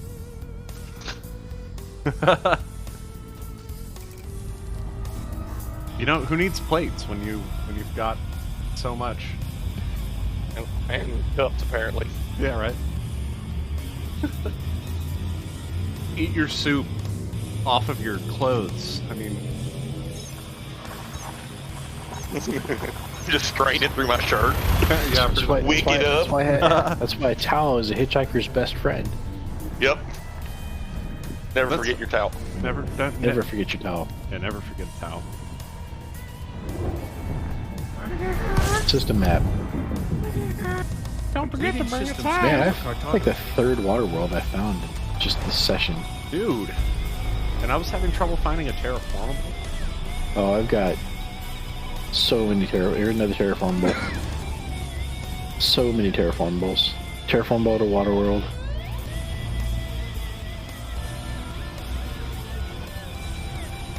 I mean, it hasn't topped that Earth like I found last time. Yeah. That was pretty rad. Those are rare. Those are pretty rare. Not as rare as a ringed Earth-like world. I found one of those on my first trip to Colonia.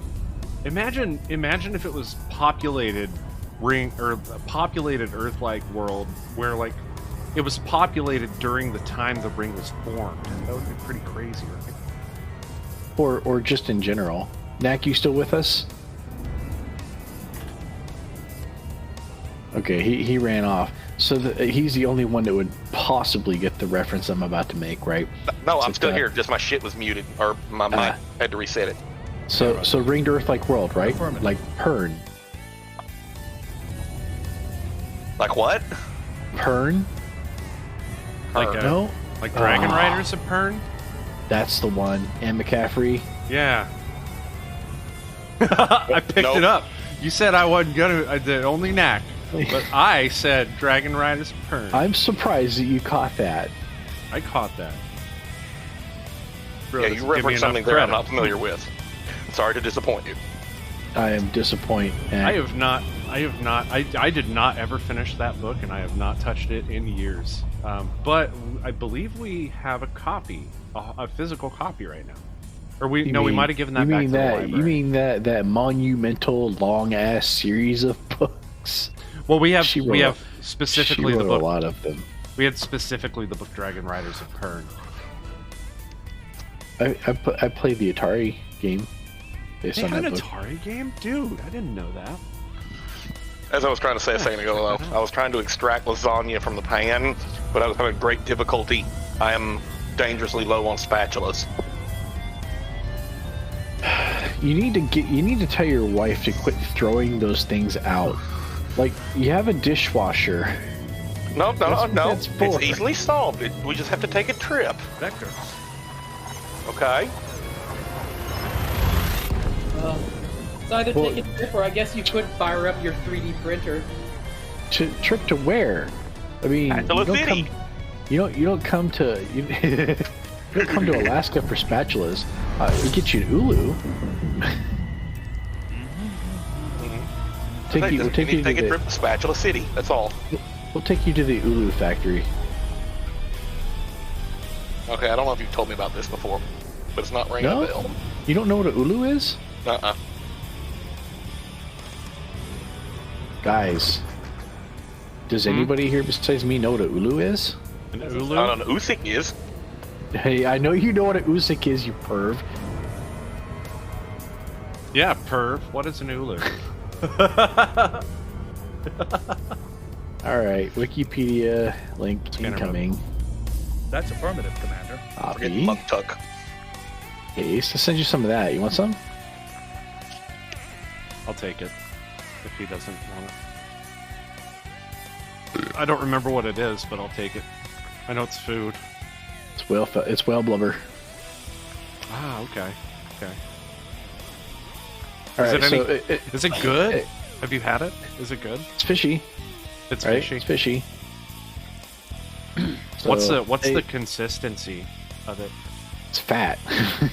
So is it? I mean, is it just like gristly, chewy. or is it like? It's like chewy.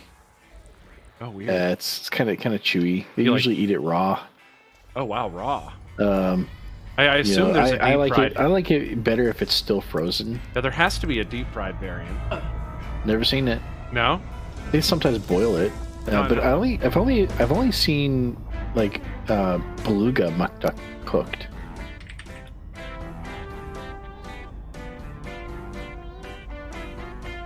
I have found a pair of water worlds that are orbiting each other. Nice. Interesting song here. Stupid damn vehicle from Gran Turismo. So an ulu knack is a knife. Okay. Oh. It's a indigenous people's kind of knife, right? Only instead of a knife like us Gussicks are familiar with, that has the handle at the end of the blade, this puts the handle in the middle of the back of the blade. Okay. So Or I couldn't find a source for deep fried mudcuck as an update. But I did find deep fried parsnips, and I've never had those, and that sounds good. I love speaking these of parsnips. So speaking of knives, is anyone here into blades and various blades and their history and stuff like that? Yeah, a little bit. do you mean besides me? Because we've been friends long enough. You know that. You know the answer to that. Well, I I was gonna say the first Bowie knife was crafted about 5 miles from here. Oh, that's cool. Scanning now. Is that the kind of knife that they float out in the inlet to so that boats know where not to go? Close. No, Bowie knife was it James Bowie. Right. Oh, I thought you meant David Bowie. So, Well, I thought he was talking I mean, am I the only one that hears Max saying Bowie knife and not Bowie knife? He was saying No, Bowie it is knife. Bowie. That's his. Yeah, That's I'm how so you say his name. Yeah, I've heard it. I've heard it all different kinds of ways. So I know. I have no idea. No. Put Scanner. a bell on it, stick it out in the Right away, inlet, yeah. it goes ding ding ding. Yeah, if you're Southern, you say Bowie. If you're not Southern, you say Bowie. Okay. Well, I think the correct pronunciation is Bowie because it was made 5 miles from here. Yeah. Okay. So So, just like the correct pronunciation is Iceland. sure.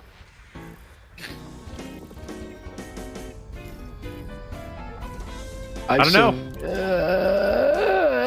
Finds a way. I'm starting to think it might be Ashling.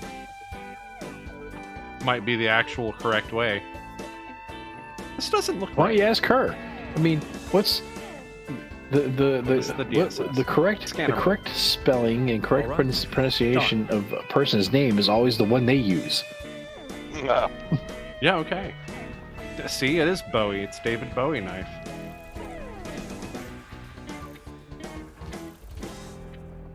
Hey, we either need a DeLorean or a police call box or a fucked up motorcycle. We need to go back in time and ask him, hey man, how do you pronounce your fucking name? Yeah.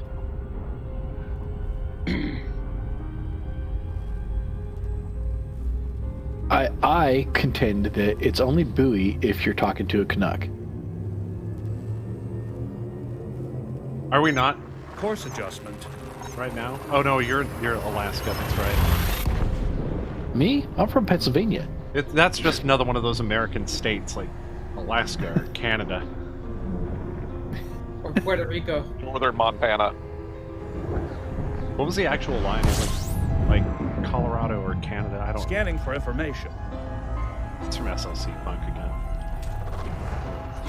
I mean, you're the only person who's seen that movie, so. No, I'm not. Dave's also seen that movie. Like, so from what I've seen of that movie, which is mostly what you shared, it's kind of right there alongside The Pick of Destiny for me, which is another one of those movies that you got to be stoned to really appreciate it. Yep. I think it's more like you have to have like grown up in the scene in the 80s to really appreciate it. But Well, that rules you out. well, it's, I don't know, man. It's kind of connectable, like in the way that, like, as an artist, you study the history of the thing that, like, the art that you are drawing inspiration from, right? So I kind of appreciate it for that reason. Like, no, I didn't grow up during that time. Like, I did not have a very strong, like, connection with, like, you know, anarchist, and that era of parental and school system pressure and all of that stuff that I hear about in like hardcore America and like all the other research I've done. Nope, didn't grow up with that at all. But I grew up with it in a different way. Like it was a different thing during the mid and late 80s that wasn't the same as what it was in the hardcore generation, but it was still kind of coming through, System man. map. Like there was a big push against the major labels and them kind of taking this very distinct like pop way, and they didn't play anything else, and we were kind of still fighting back at that in the scene, and it was a lot of that. It was I don't know. There's just so much to it. I could talk though. Scanner mode. You did this. Complying. You handed me the soapbox this time. Didn't just hand it to you. He planted it on the ground with your name on it. Yeah, I guess he did.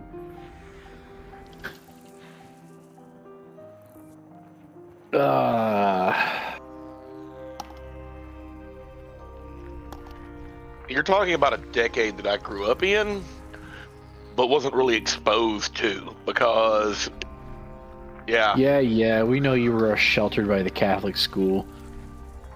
Not a Catholic school. I'm just saying I was in the middle of fucking nowhere, dude. Isn't that Catholic school in general? Class. Okay, hold on a second. I grew up a mile and a half from where I live right now. Okay, when I was a kid, there was no phone service out here, and the first phone service we got out here was 10 miles party to lines. school, barefoot, in the snow, Uphill both ways. both ways. Yeah. When did this show turn into a when I was your age conversation? When I was your age. When you joined us, Bob. I'm not talking about when I was your age. I'm just saying when I was a kid, growing up a mile and a half from where I live right now, that's it. There was no phone service. When they brought phone service out here, it was fucking party lines. We had to contact each other by walking 25 hours up the East Road. Gathering information.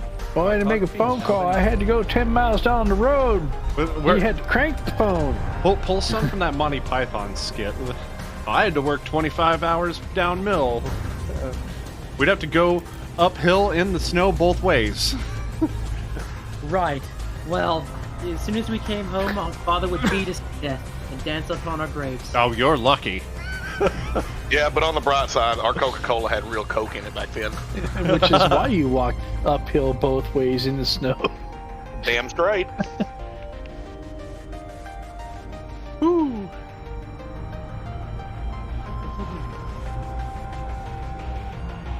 I'm gonna say our generation is gonna make some interesting characters in the old folks' home.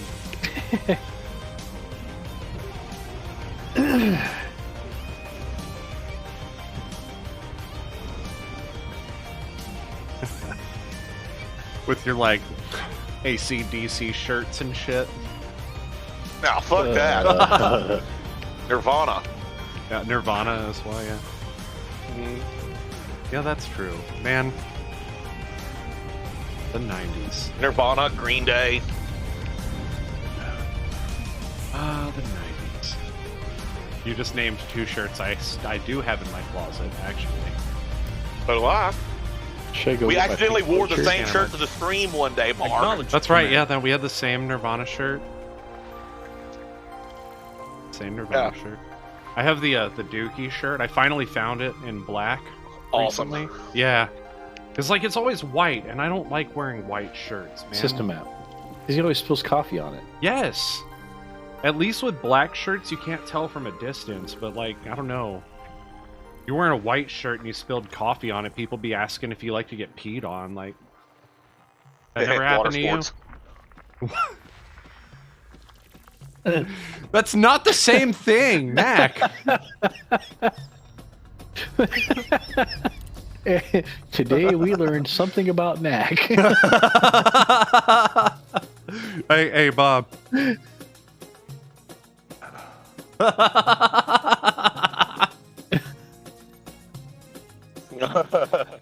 Yep.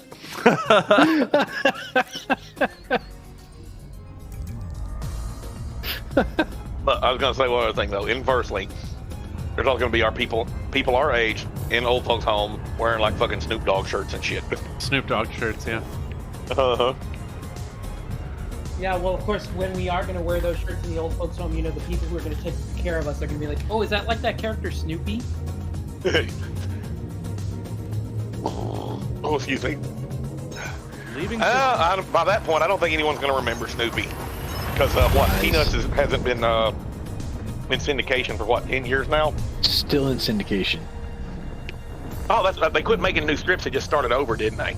Nope. From the beginning. Scanning for Nope. anomalies. They still make None new detected. strips. Really? Wow. Yep. But even if that weren't the Well, case... who's doing it now since Schultz passed away?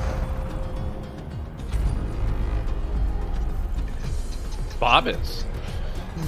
Well, like I say, I remember when he... It's like, they did have a music Tom Everhart. revival.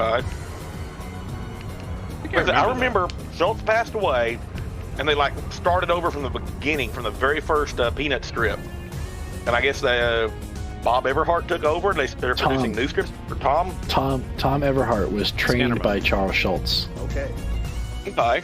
Probably one of the Wow. first lessons he learned was that Charlie Brown can never kick the football. Correct. Mm-hmm. And Snoopy will never down the Red Baron.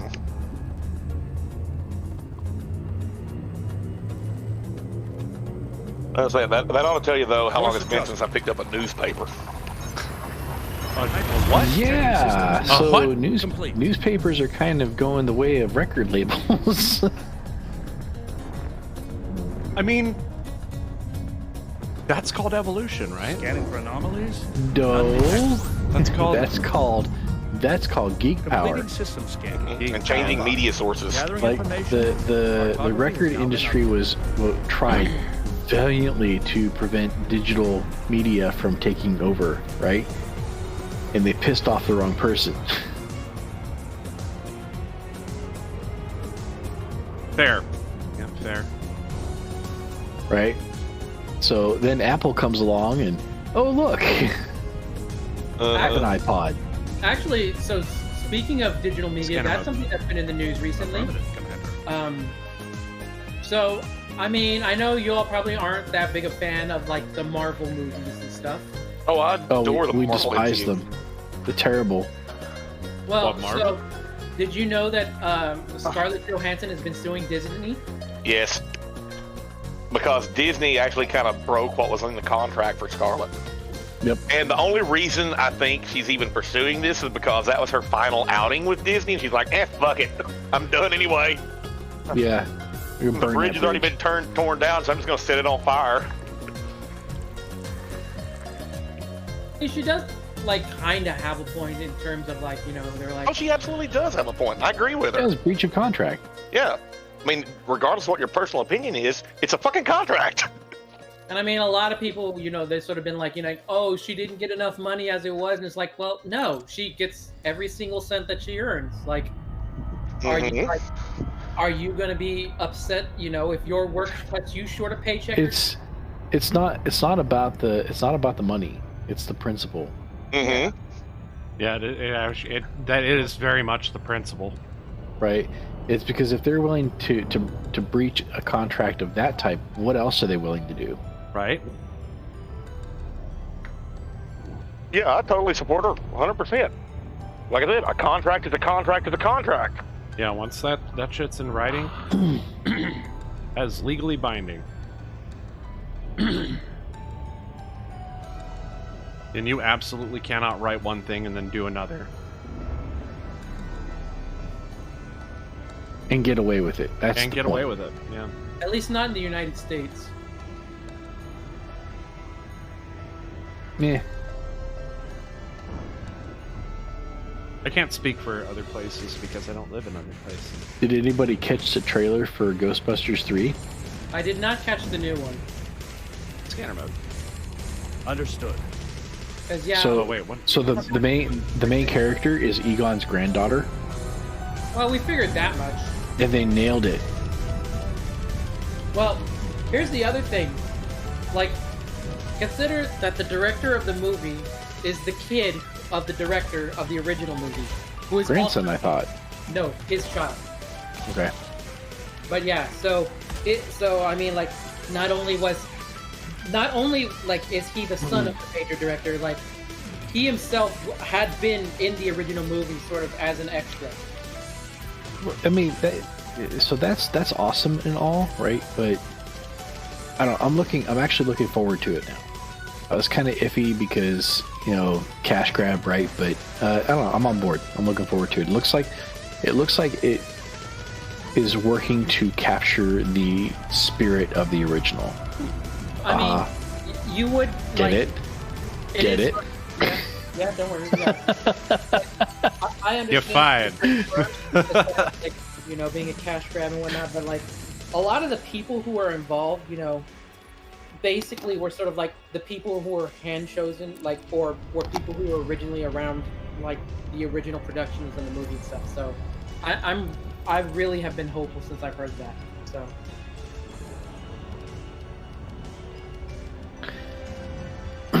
So yeah, it looks like it's gonna be fun. What do y'all think of all these like video game adaptation things we're getting from Netflix these days? What do you think about that? The only one that I've watched in recent years that actually even popped up on my radar was Castlevania. There's so many good ones. So The Witcher was awesome. Exit I destination. so The love it. Witcher was not a video Arrival game in adaptation, 5, 4, That is a book adaptation. 3. right? And it was fantastic. You know, I really, you know, Millie and I both really enjoyed that. Collating. Compiling data. I've heard that the king of nerds is in the starring role. He is not the king of nerds. He is the patron saint of the PC Master Race. We're going to be getting Monster Hunter. I'm pretty interested in that. I mean, I'm not against video game adaptations, but when you think about it, you know, video games have been adapting movies forever. Yeah, oh yeah. Oh yeah.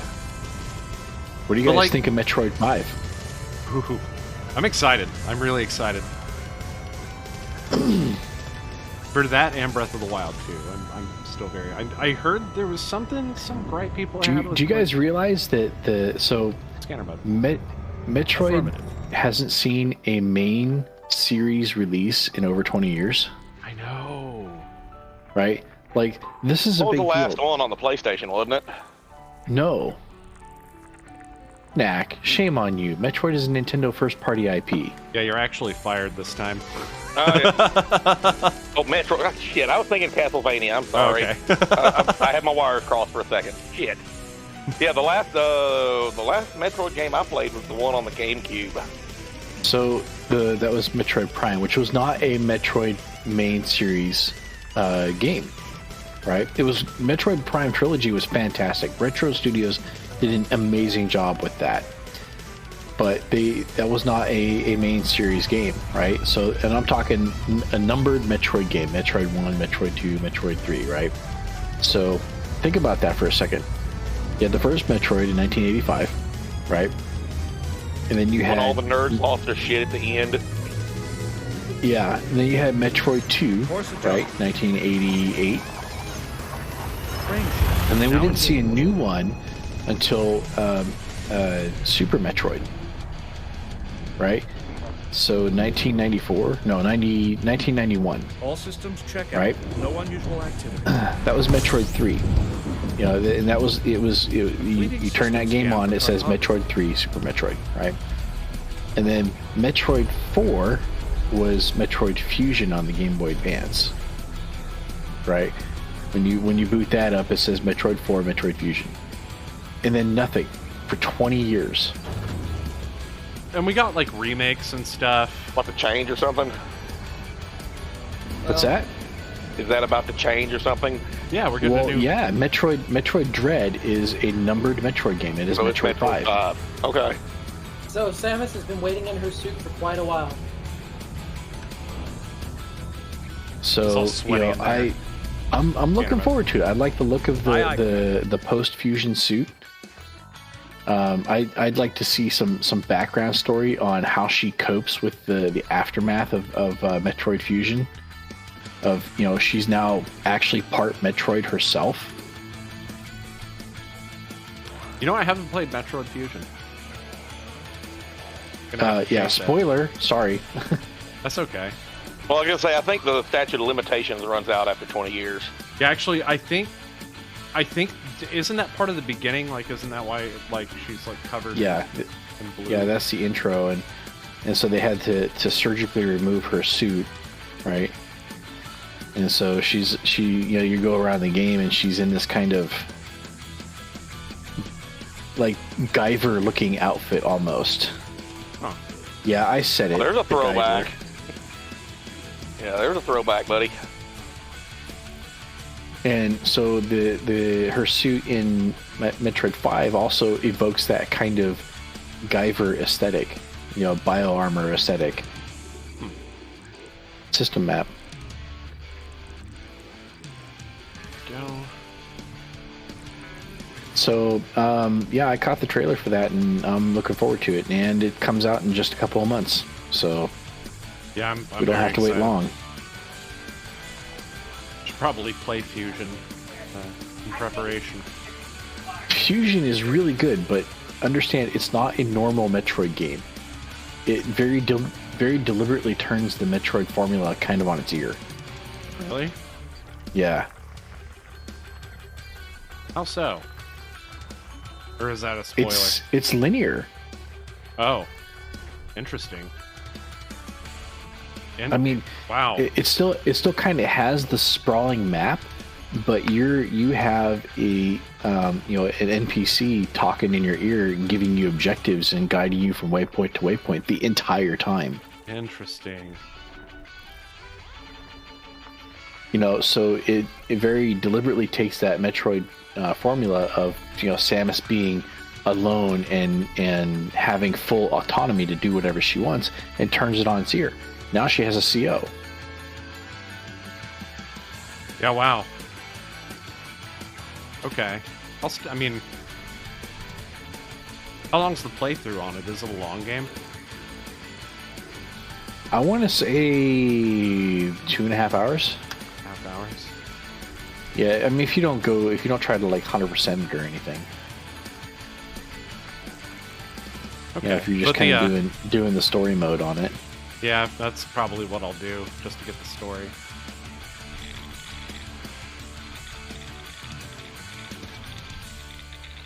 I don't know, maybe I should stream that. I was gonna say, I guess this is gonna be a Switch release, huh? You got it. Yeah, which That's I'm Nintendo's super only excited console right now. Yep. For good reason. For good reason. Now, the new version of the Switch. I'm not gonna do it. The OLED Switch? Yeah. It has absolutely no other reason to buy it other than an OLED screen. Other than an OLED screen. Which, Yeah, like, OLED no. screens are gorgeous, but... There's absolutely no reason for me to buy a Switch anyway. I mean... I feel Breath like of the people... Wild and Metroid 5, I mean... Yeah, people who buy the Switch buy it for one reason. It's the fucking Nintendo exclusive releases like Breath of the Wild, Metroid, Pokemon. Yeah, but we're talking about game franchises that I'm not deeply attached to. Exactly. Well, so you can get your portable Skyrim on. yeah, so the hardware is also a strong I can do that on my selling phone. point, too. Yeah, and you can do it with the new No, Steam. you can't. You You're can gonna do that on your potato? You can do it with the new the new Okay. Steam. Fuck you. You can do it with the new Steam $500 handheld as well. You're gonna play Skyrim on that potato flip phone? Sure, absolutely. Yep. It has a browser. I mean, just install. You forget though, I still am rocking a state-of-the-art smartphone. Yeah. Except it doesn't work. You No, can. it works. It totally works. What do you think I call you from? When was the last time you called me? Last night? Scanner mode. No, I called you. Affirmative, Commander. Yeah, you called me on my potato phone. I said, let me call you back from my other phone. No, you didn't. Okay, I have two phone numbers. One ends in 9552 I and the other know. one ends in 6864. Yeah, I know. I tried to call you on your real phone and got your freaking not set up voicemail, right? And then you pinged me and said, yeah. call me back on my work phone, which I still need to I add haven't to your even contact. thought about the voicemail on this damn thing because I had the same voicemail set up on Sprint for, I don't know, 8-9 years. I hadn't even thought about it not being configured with AT&T. System map. Anyways, I am going to get me an ROG Phone 5 Someday. someday. Have you messed around with Steam Link on Android? Yeah, that's what I was hinting at a second ago. I want to point out that this man literally makes twice as much money as I do, and he can't afford a ROG phone. No, I can afford a ROG phone. I have more important things to spend my money on right now. Wait, why? Like an Asus ROG phone? Like Yes. Waterworks? How come? Are they good? System. Oh, so I've got some serious heartburn starting to kick in. No anomalies. The reason I'm eyeing the ROG phone is because it's one of the few phones out there that has dual SIM support and is Confirming unlocked. exit point. So you can have Stand two by. carriers.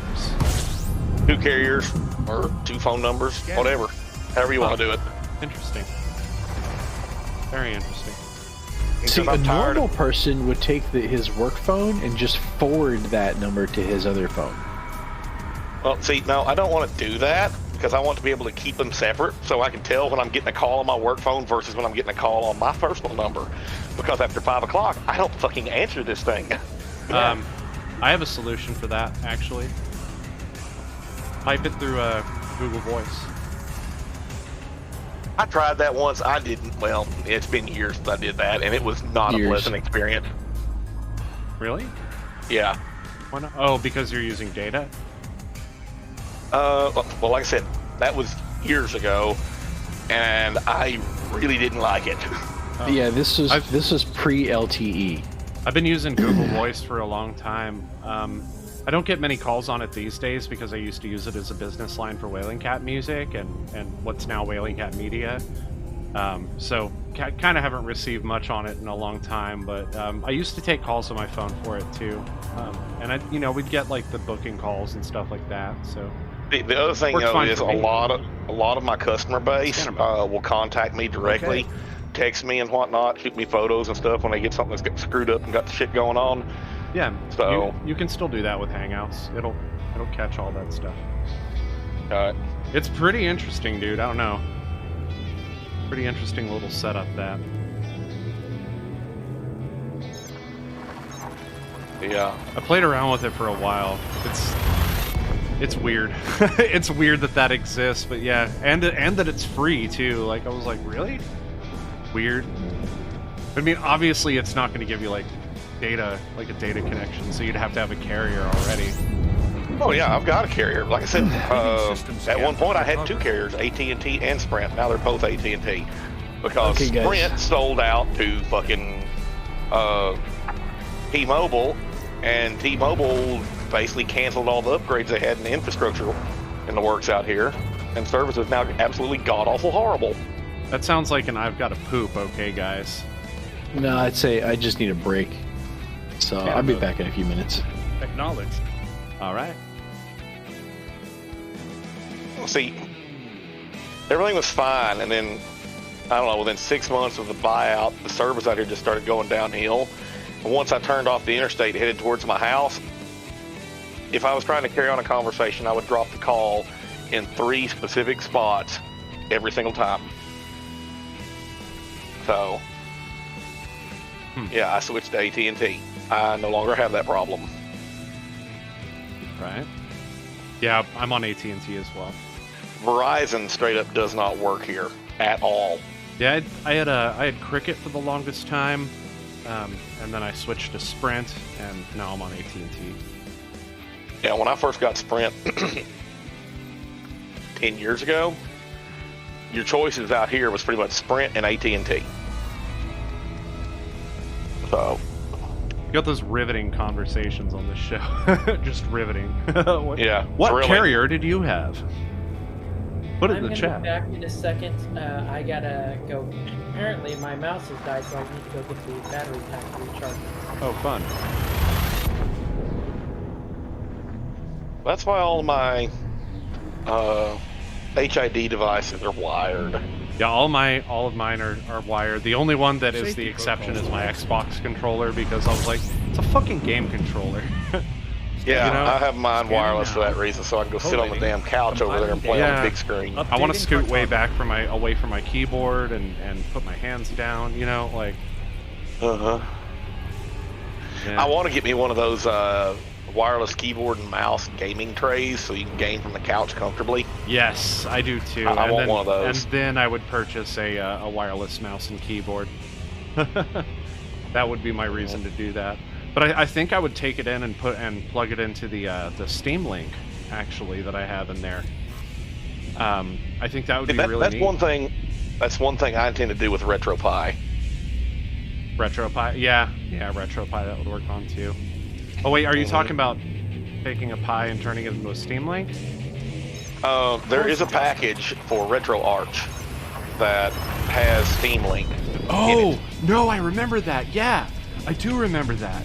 Yes. Yeah, so if you have a RetroPie set up, you can Yeah, I just had add that. it to, yeah. It didn't work. I mean, well, it was in beta a couple of years ago. It's come a little way since then. no, I mean, Completing systems it did work eventually Stand by. when I got it to work, Gathering but it information. like the entire Cartography is now RetroPie been didn't updated. work because it didn't work with my wireless controller, and I was like, well, that's kind of the point, is for me to be able to not have to sit 3 feet away from my Pi.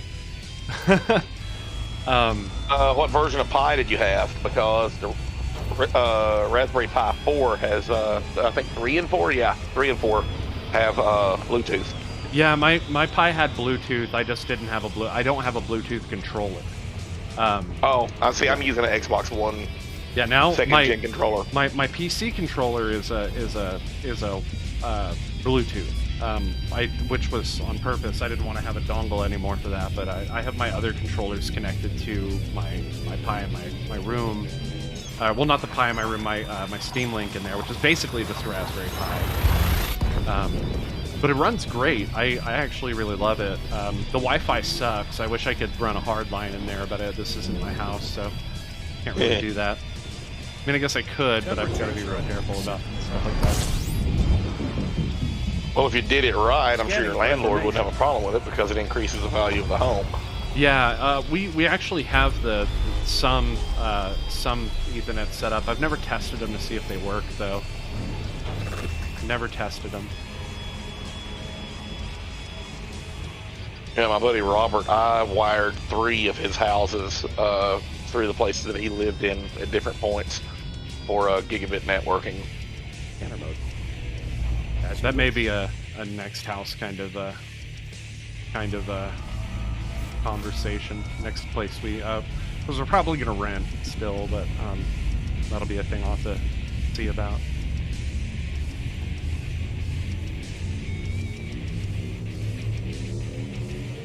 Yeah, I haven't rented a house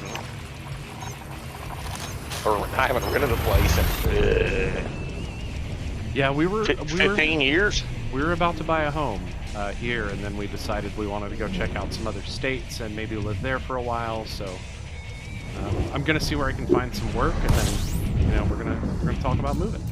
Scanning.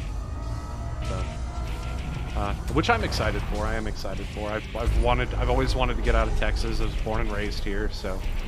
What state are you eyeballing? Right now, we have a couple of different zones. Colorado, I've known a few people from Colorado that say it's absolutely beautiful over there. And also, we don't want to move to California, but we are looking at Silicon Valley, so the Washington, Oregon area. For job availability and all that stuff, for, software dev. If you do end up in the Denver area, I need to introduce you to a friend of mine up there. You would get along great with him. That's cool. I don't know about Denver. I'm gonna look around. I'm gonna look around. Yeah, I've got a friend that lives up there. His name is Chance Day. Jumping to next system. And he's a big D&D geek. Denver's like the big pollution. Denver has like a big pollution problem, don't they? I wouldn't know. I don't think so. Not that high up. That's kind of what I was thinking. That high up, they're basically on top of a damn mountain. I would expect the wind to just blow all the shit off. Wasn't there was a usually city it's that Los had a really... Angeles or like. Yeah, LA is. Oh God, LA's had a pollution problem since my dad or my grandpa lived there in the 50s. Oh yeah, you're right. Los Angeles is one of the worst ones. There's a million reasons I could think of to not live anywhere in California. Yakima, Washington is also on that list. I think Washington is just California light. But oops, there goes the Republican in me coming out again. Wait, what is California light? Washington. Oh. I mean, yeah, probably. I would be interested in the Seattle and St. Louis music scenes. Be something. California also had a good music scene too. Well, I was gonna say, yeah, I could totally get that. The music scene in Seattle, that'd be badass. Especially if you could go back about 30 years. I wonder about it now because it was such a big musical outlet at one time, and nowadays, like, I wonder what it's like. Like, don't knock the Dallas music scene. When I was living there, it was pretty badass, man. Austin music scene is fucking, like, I've heard nothing, which is like odd because growing up everybody was like, you gotta go play on 6th Street, dude. And, like, we tried, but like everywhere we'd go, like, they either wouldn't play us for one reason or another. Well, yeah, they wouldn't play us for one reason or another. It would either be like because we weren't from Austin, or we weren't able to do promotion or whatever, or it would just be because we were in a punk band. We also heard that they didn't want to have their club trashed. We heard that one. And finally, the other reason would be, hey, we don't do live bands anymore. We only do DJs and stuff. And we started getting that a lot more. I used to go to Austin quite regularly when I lived out there. I guess about the last time I went to Austin was probably 2001, 2002. Austin was an interesting place for us because it was like one of the only out-of-town gigs that we could do, or we would actually go and do a PR day to like go and promote the shows. So like we would actually like, me and the band would go and hit 6th Street, and we would just walk up and down to all the clubs and drop flyers, and you know, pass them out to like people at shows. So we would actually like go to shows, stay for the show. After the band played, we would, you know, walk around, hand out flyers, and then we'd hit up the next venue. So we'd do those nights like usually 1 or 2 weeks before our own show, just to kind of generate some people. And we saw some success from that a little bit. It wasn't like, I don't know, I tend to like the internet interface a lot better, and I wish that we had the time to kind of flesh out a more appropriate way to do live shows, like on something like Twitch. Yeah, but that was still a few years off back then. Yeah, we were just a few years off. Mm-hmm. And when we finally did start approaching the problem, we were kind of, to be honest, we were kind of falling apart at that point. Scanner mode. Oh, this ought to be an interesting remix.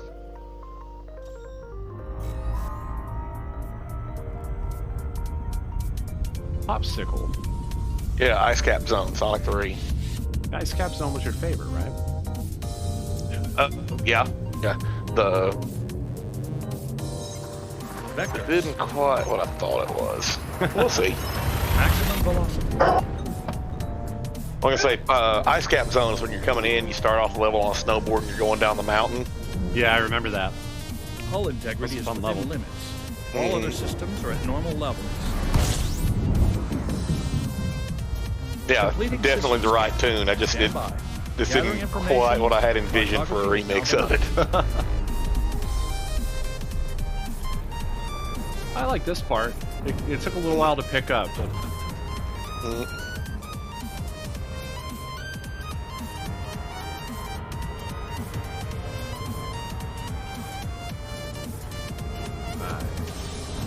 When this game came out, I was 13 years old and just blown away by it.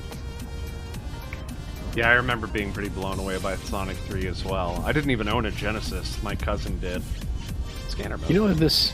Okay. You know what this instrument sounds like? What's that? It sounds like a stylophone.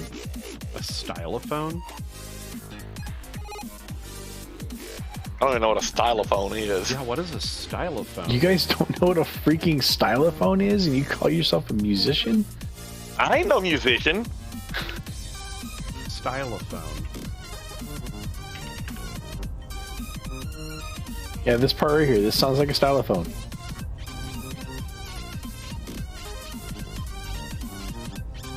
Oh, okay, I've seen these. Oh yeah, I've seen these. Alright, I guess I'll look it up. With Bob here, I'm gonna take a short break myself, so I'll be back in a little while. Oh wow, okay. The fuck? It's supposed to have a stylus? Yeah, that's what I'm... I think the one that I saw had the stylus probably tucked away, so I didn't know it was not that. Excuse me for a minute, guys. You need to go vomit because I didn't know what a stylophone was? Let's take a look at the one on the Wikipedia page. I mean, this thing is fucking wood grain, so what is this, late 70s? No, I was off by about a decade, 1968. Yeah, that sounds about right. Well, I mean, no, that's late 60s, man. Like, you're going to start seeing a lot of the 70s style coming out in the late 60s. Scanner mode. Never heard of a stylophone before. Affirmative, Commander. I mean, that's cool, I guess. All you're doing is completing a circuit. I mean, especially in electronics, though, because you need all of that casing, and it was still, budding industry, really. Oh yeah, that was the heyday. Yeah, but I mean, laminate Wood grain laminate was plentiful, it was cheap, and it was effective. David Bowie is credited with playing the stylophone on his 1969 debut album, or debut hit song, Space Oddity. And also for his 2002 album, Heathen. Huh. The track titled Slip Away. Okay. I have to grab one of those. That seems fun. Alright, let's go over to eBay. Let's see what we're going for these days.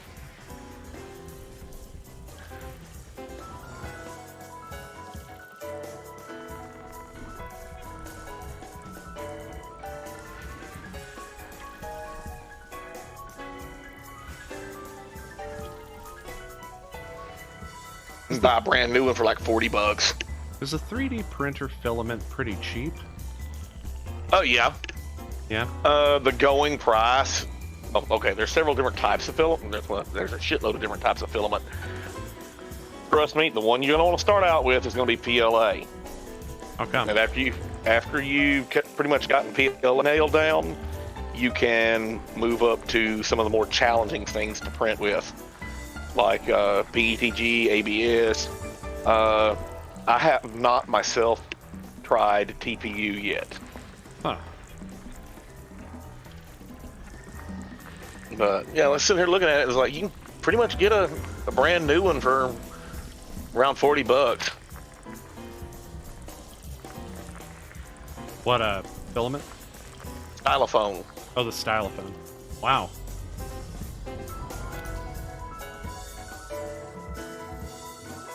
And that's interesting. I'm sitting here thinking, it's like, they can't be all that complicated.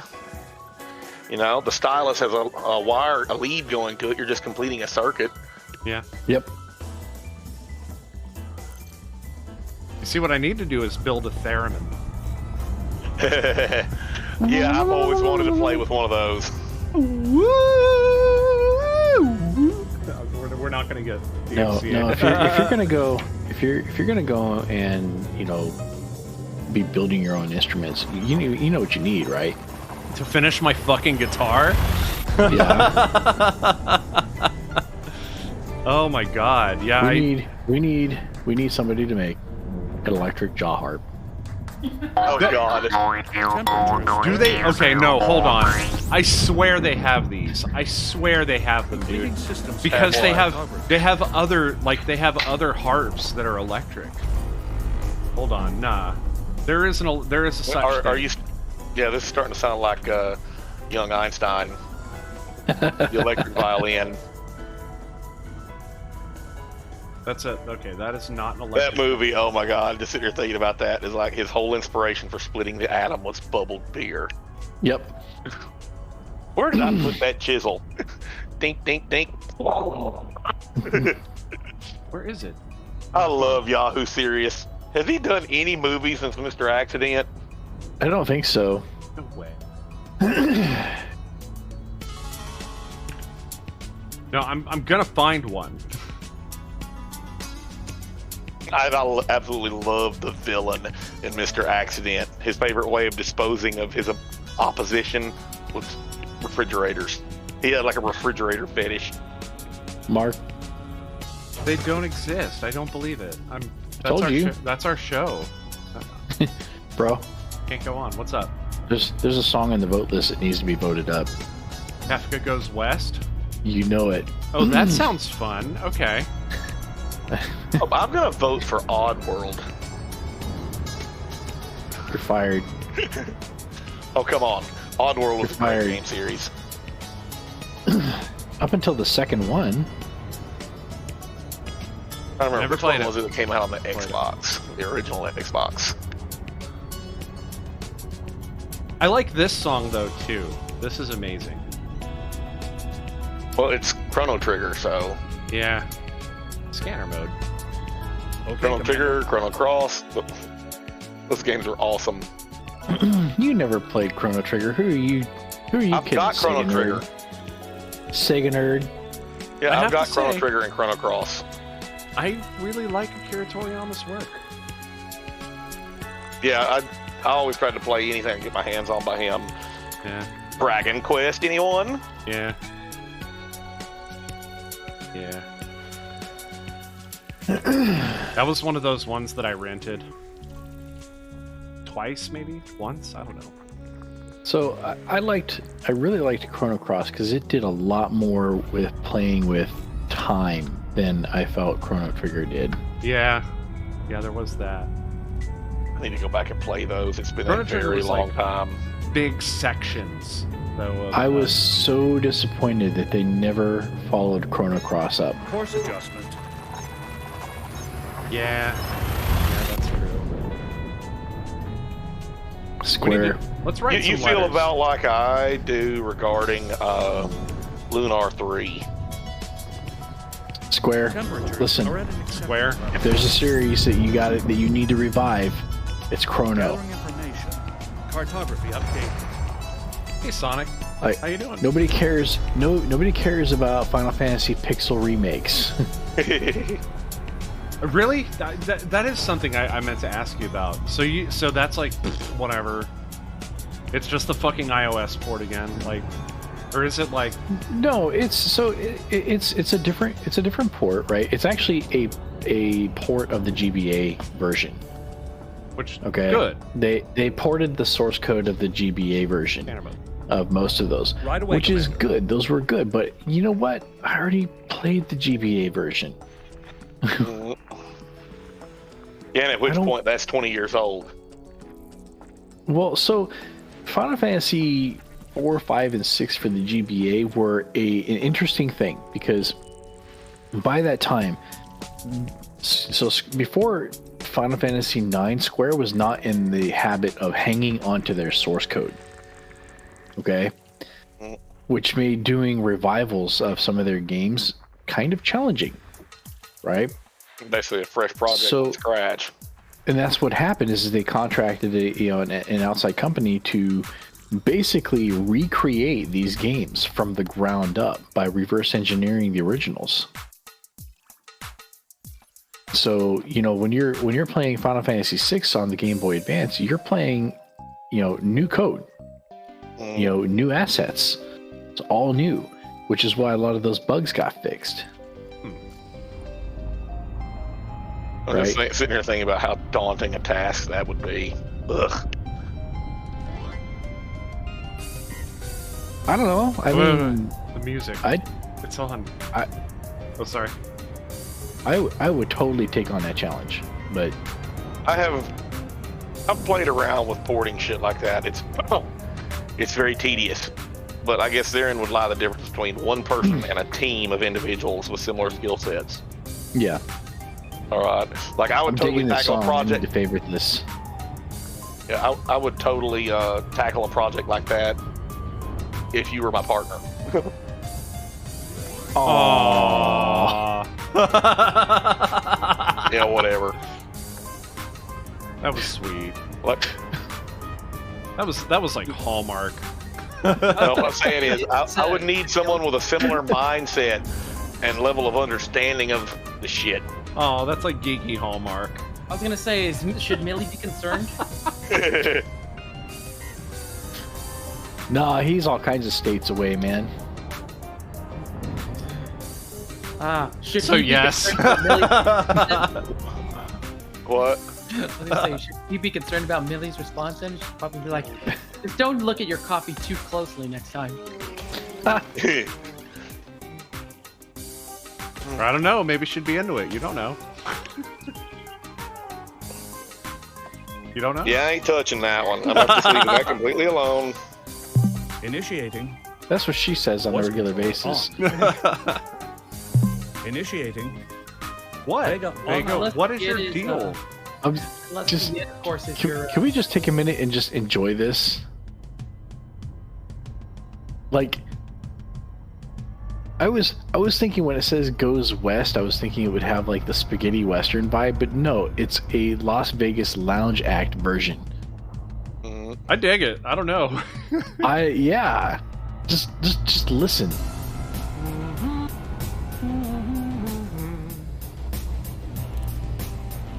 Yeah, I dig it. I like it.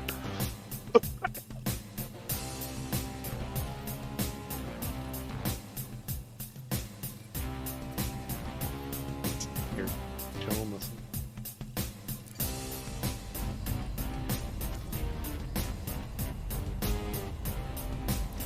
Wow. Damn it. Ah, this song. Ah. You recognize this? This is the Magitech Factory. Yeah, I do. Overall, I'd say that this song. Remember, is, I haven't played this game. Songs make me want to dance mad. I also have not played this game. I'm gonna say it kind of strikes me as Dancing a boss Mad's a music different game, bro. Dancing Mad is a different game. Yeah. That's the song. Hold on. No, sorry, you're right. Dancing Yeah, I Mad was like, is the. That's yeah. the final boss theme from 6. I'm not. Don't gaslight me. I say, is this a boss theme in 6? This one here? No, I no, thought this is a dungeon theme. I was like, for a minute, like that was almost a complete like. I don't even know how to describe it. I was like, do I exist? Did I? Am I having a stroke? Like. Did you transfer to the Is Baron? this what an aneurysm feels like? Is this Baron's chat? I don't know what you actually said, but I heard Baron's and I was like, I was like, did you Berenstein? to the Berenstein universe? oh no. No, don't even. That's dangerous. Yeah, we might actually create a singularity if we go down that rabbit hole. We are way out here. There are no witnesses except for you fine viewers, you fine people. We don't want to. We might actually create There- a universe-destroying paradox. Yeah, no, we don't need that. We don't need that. That would You that mean is that is next episode. Okay, can we save that for next episode, and then that can You be mean what like- that episode is about. The Beastmaster passed by a movie theater and saw that his movie was playing in Beastmaster 2. Course adjustment. What? No, that was a fourth wall break, not a paradox. Yeah, that's. Yeah, I'm lost on that one. Yeah, so in Beastmaster, I know what he's talking about.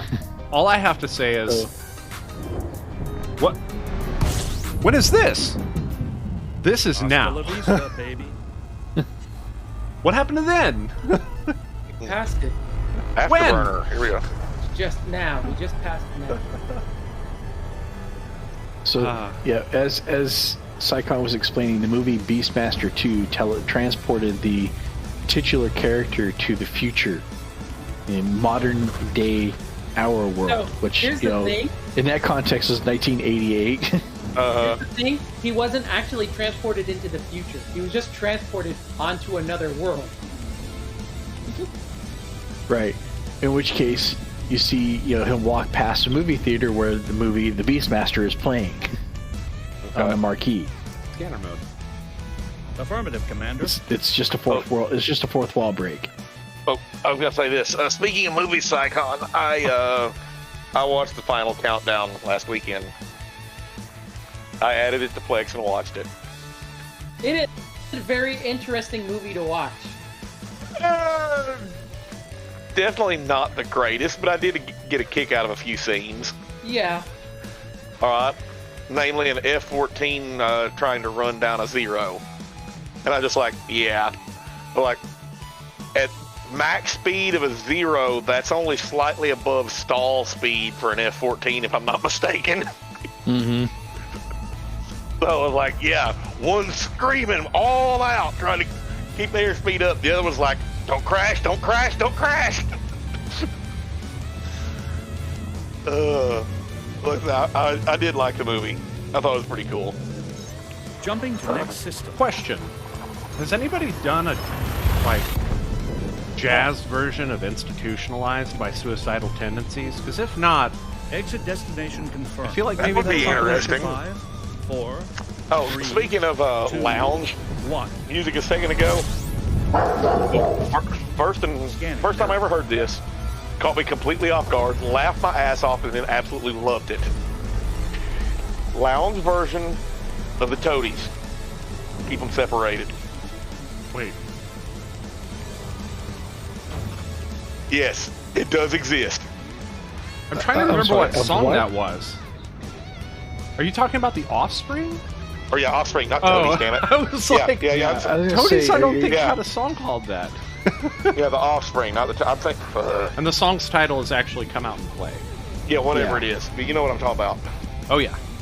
Scanner. Like I said, Aye, Commander. yeah, I heard that. Fuck, I don't even remember where I heard it at, but I'll laugh my ass off. A lounge version of that one. I could see it. See it.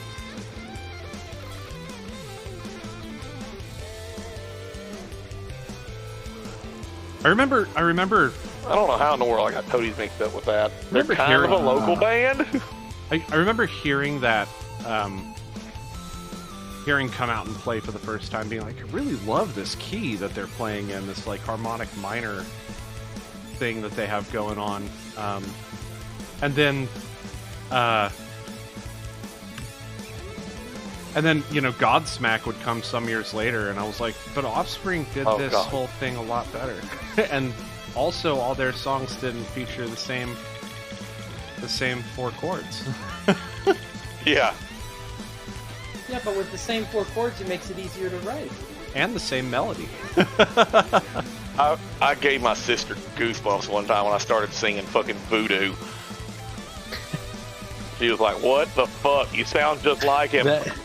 That song is Rachel's biggest earworm. Yes. One who's so far away. No, don't get us DMCA. Don't do Yeah. it, Nick. It's like that one I can sing perfectly. Fucking. You- When I feel the Twitch chat sitting, I don't know, fucking DMCA. Fucking no, dude. I'm working with what I got here. Okay. Yeah, we were goofing off one weekend. Me, my buddy Rodney, there was someone else over. My sister was hanging out. We were just There's no goofing one I've around. heard ever. And I started singing Voodoo, and my sister was like, "Holy shit, dude!" I love that song. Full disclosure. What, Voodoo? Yeah. Oh yeah. Yeah, I love it too. MTV, like in 2000. But then the hit that they released after Voodoo that got really big on Top 40 radio, like, was the exact same format. Like, even the key changes and everything. It was almost like you could just sing Voodoo over it and it would work. Like, same tempo, no. same key signature, everything. I don't remember the song. I don't remember what that song was called, though. But we would sit in the car and I would start singing Voodoo over it, and it fucking worked because it was the same chords. Same key, like, same scale. Yeah. I don't remember the name of that song. What was their second hit called? I actually have to stop and think for a minute. Like, I love that song, but that's not my favorite Godsmack song. My favorite one is Love, Hate, Sex, and Pain.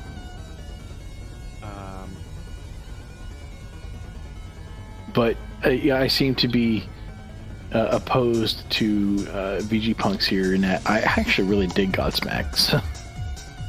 They were okay.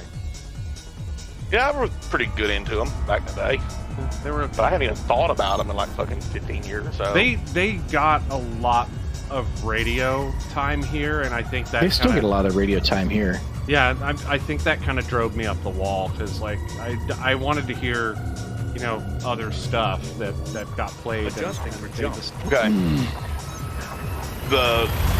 The one thing that I absolutely fucking hated, all right, I think it was 2003, all right, What? the year of Cochise the Avenger.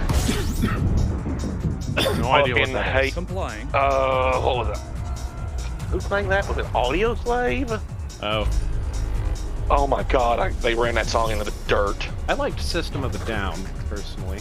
And then, of course, I think right after that was whenever fucking Saint Anger came out. Saint Anger. Anybody want to hear a swing version of Chop Suey? I've heard the that's swing cool. version of Chop Suey. It's dope. The swing version of, or the jazz version of, Yeah, it was Audio Slave. the jazz version of what the fuck, Down with the Sickness was pretty cool. Actually, Yeah, I've heard that. I really like Richard Cheese a whole lot. They're just all their songs are really funny. The way they do that. Yeah. Scanner mode. Cochise No the problem. Avenger, the biggest problem I had with that was the, I guess you'd say formative. Oops, my shit just cut out for a second. Anyways, formative album of Audio Slave. I don't know if they had settled on a sound or what direction they wanted to go yet, because it was like Rage Against the Garden and Sound Machine. I don't know if Chris had any idea what the fuck he was actually doing.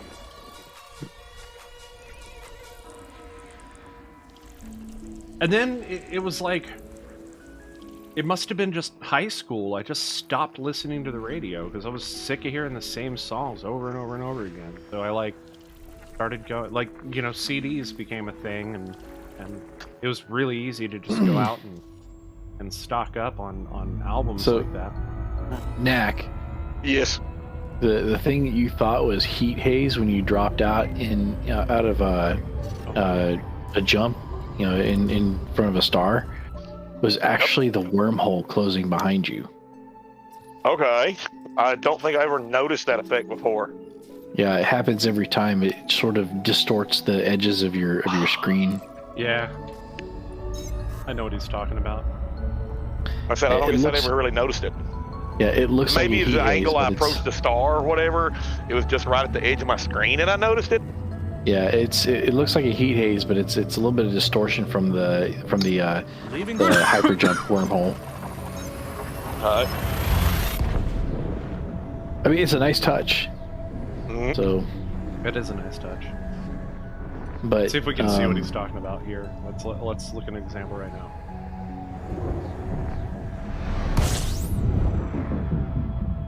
Scanning for information. Yeah, you can really see it on my screen, I guess. You really see it if you start moving toward the star as you come out of the jump. Oh, if you come out with like your throttle maxed out.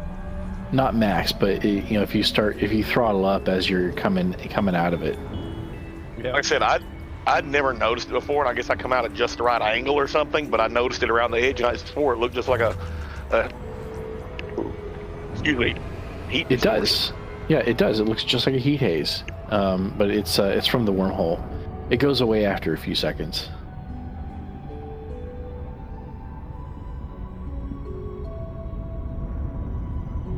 And we got Chrono Cross, and it's like the softest. I still like it though. Rebecca, yeah, I started playing through that on the Pi, and I got to a certain point and then just kind of lost interest.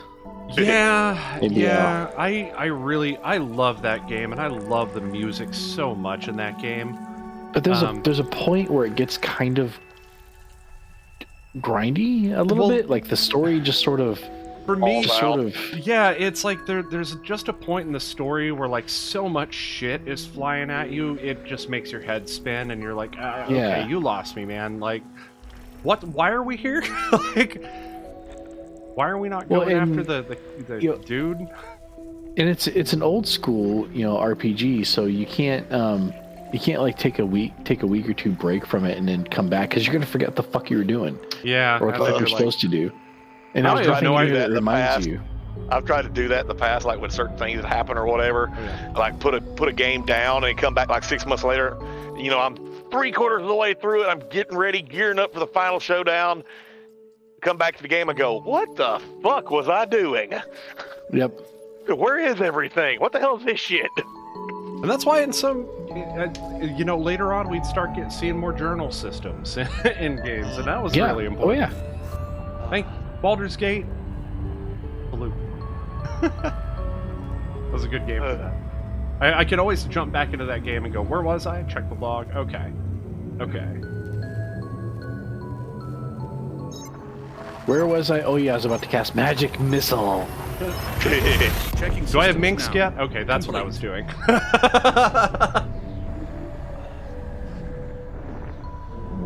2 ways to play that game. I ran across an article. Temperatures are I think yesterday. With Minsk? Yeah, with Minsk, or you're going to get Minsk. I ran across an article yesterday, and then when it hit me, I was just like, fuck. One of my favorite movies, Heavy Metal, is 40 years old now. Mm-hmm.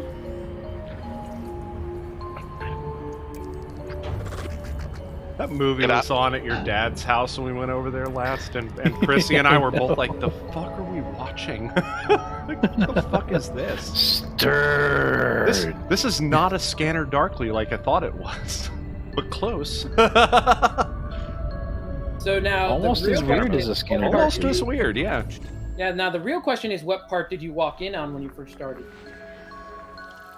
Oh Lochnar, God, of course. it was pretty The close part to where the the beginning. orb was melting the dude's face off. No, that part had Was that it- we walked in well before that. Did you B-52. walk in? Yeah, I was gonna say it's either the B-52 or maybe when they were in Washington. I think we walked in pretty close to the beginning. The Actually. robot. Yeah. When it's like his family is there and like there's the orb, like melts everybody. So no, you walked in at the very beginning then. Yeah. Man, what a weird The show orb. that was. You mean the Lochnar? Oh yeah, I don't know. I don't know. I feel like I haven't done enough cocaine in my life to really get where that movie's coming from. Man, there's only one thing you need to know about that movie. John Candy was about half of the voices in it. Or LSD. And the other for that thing you matter. need to know is Sammy Hagar. See, like anything that Hagar is involved in, I feel like just mountains of cocaine. I mean, What? you're not wrong. I was gonna say, reminds me of the fucking thing from Metalocalypse with the cocaine clown. Yeah. Oh God, Roxo, the rock and roll clown. Roxo. Yeah. That Dr. music video he Roxo. made. Yeah, that music video he made, he's skating around on mirrors with piles of shit everywhere. Like, what the fuck is this all about? Yeah. We got banned on MTV because you could see my junk through my jumpsuit. I can't do I that love voice that anymore. show. I used to be able to do his voice pretty well. Now I can't. Brutal. Nathan Explosion. Yeah. This is Initiate good. What a great show that was. voice control on. What? I am Do not you saying like wake up. coffee? I had a friend that could do his singing voice just so well. He was also one of the more versatile metal singers I'd ever heard in my life. He could do like the really deep like his voice, like Nathan Explosion, how he sang, and he could do like the really high like Cradle of Filth. Ooh. That shit. No, Cradle of like Squizgar Squiggles. Yeah. Or Squiggle. Squiggle, wasn't it? Squizgar Squiggle. Something like that, yeah. Not enough baby metal in this discussion. Yeah, baby metal. I mean, also liked bands like I Wrestled a Bear once. It's pretty cool. I don't know how, but they found me. Is that a band? I just sit here thinking of fucking. Yeah. Yeah. Just sitting here sounds thinking fun. of. It's Guitar Hero they've got 2. they've got some good tunes. That's one of your niece's current favorites. Okay. Have to remind me of that again later. Now I want to hear it. I'll tell you this: my kids, they don't give a shit about most of your modern music. They're all about some fucking Green Day and Nirvana. So yeah, my daughter pulls up her Spotify playlist in class one day, right? Starts it playing, and her teacher goes walking by, and he stops, comes back, and is that Pink Floyd? Okay. Oh, did the wall do that? Did the wall do that? The wall did that. Scanner mode. I don't know if I told you about that, Knack. No, I don't think you have. Yeah, I made her sit down and watch The Wall. Oh, okay. Cool. In one of my daughter's classes last year, they were doing something on the computer or whatever, and the teacher was trying to explain to the class how to save their work. She's like, you click file and then click this, or you can just click the He's like, well, how do I explain this? And I was like, the floppy disk? And the teacher looked at her and was like, you know what a floppy disk is? Like, yeah, my dad has thousands of them. I mean, okay. Legit response to that. If they don't know what a floppy disk is, perhaps we should teach them what a floppy what I was disk gonna say was. Well, what I was going to say is her teacher, all right, probably is not old enough to have physically handled a floppy disk. Or if she did, she barely remembered it. All right. But the point I was getting is, the next day I sent her to school with an assortment of floppy disks. All right, a 3.5, a 5 1/4, and an 8-inch. It's just weird to me that, like, you know, we The have 8 like inches these. where his brain is backed up. We Yep. have these like we have like computer science curriculum now. It's computer science. Why are we not teaching the history part too?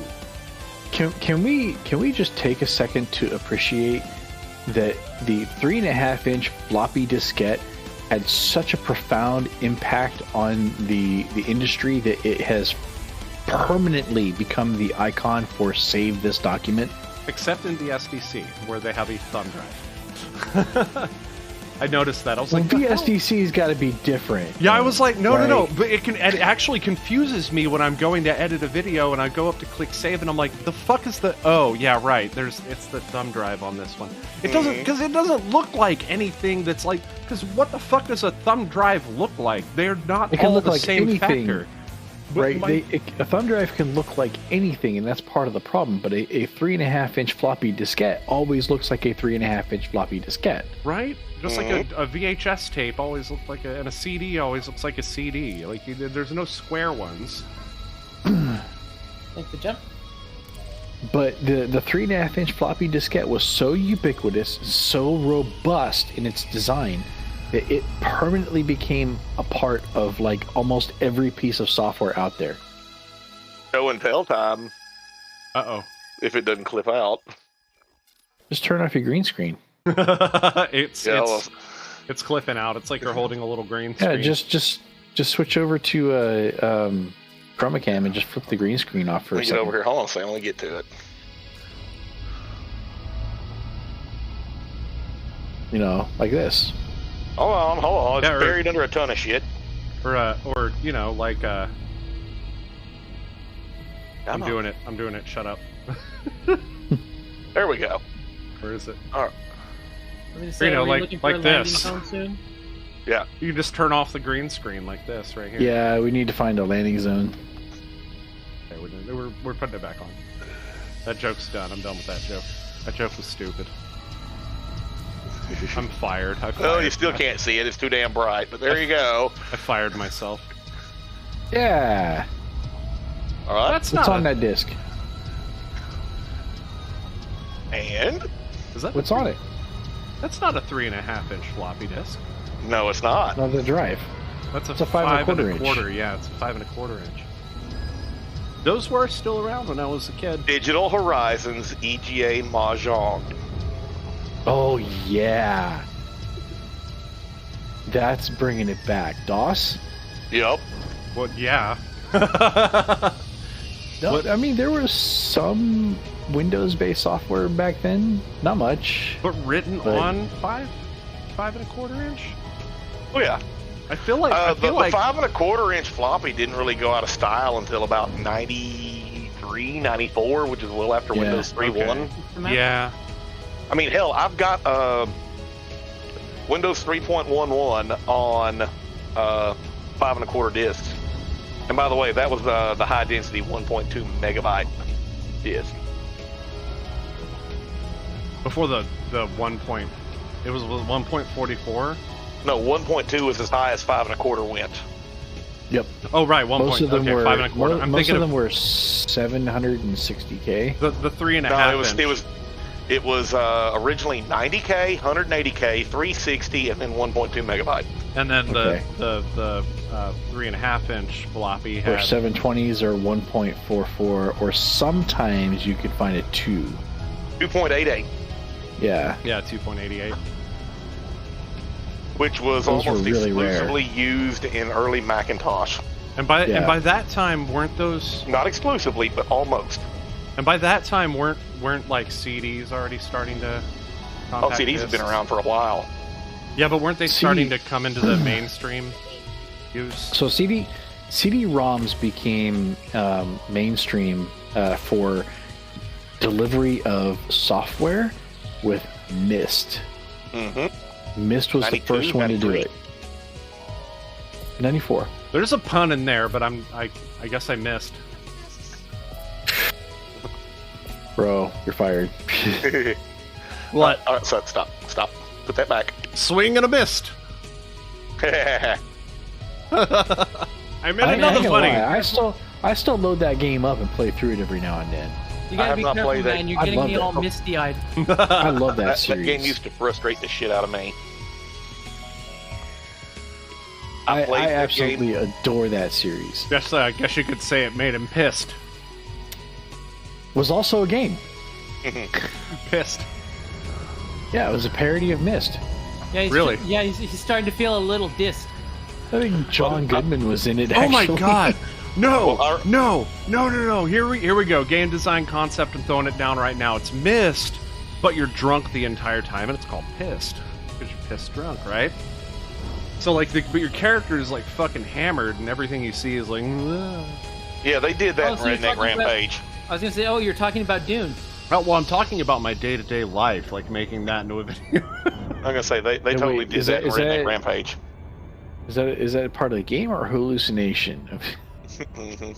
The entire game. But yeah, and in Myst, I got to I want to say there was a quest where like you went up or not quest, but a puzzle. You went up a tower, and you had to rotate it a certain way, and there was a statue or something that corresponded to the position the tower was in. No, Knack, that was Fez. Huh? I'm kidding. Y'all never played Fez, really? No. I did. It's a good game. Good game. Dude was kind of a dick, but it was it was a good game. Yeah, the developer was kind of. Oh. He was big mad. Oh. I get that, like, you know, people are gonna rush you. You know what I mean? And you just gotta, you know, you have to both be able to communicate that, yeah, like, hey, I want this to be a quality thing, and also like not be a douche about it. Like, I don't know. Check out what I scored here to go on my Windows 98 machine. A Sound Blaster Pro. Nice. So the Sealed in FP16? the box. Yes. Is that the 16? Yeah. Sealed in the box. Well, I think the Pro is not actually the same thing as the 16, but they're the same. They're I relatively think it's the same compatible hardware, with the right? 16. Yeah.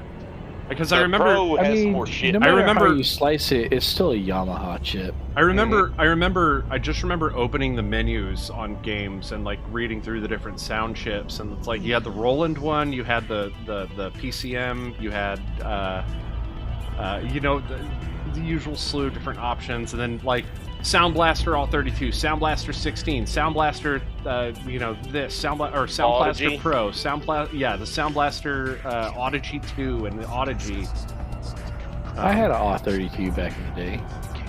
Yeah, the all 32. My favorite one of the Sound Blaster series was the Sound Blaster Live 512.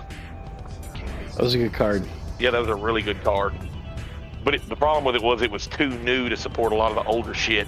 Yeah, and by that time, a lot of those main boards had built-in sound, so it wasn't always necessary to purchase a sound Yeah, card. it was always a tough sell to get somebody to buy a sound card for their computer when it's got onboard sound on the motherboard. Yeah. Mhm. But man, when I actually did find a good reason to do it.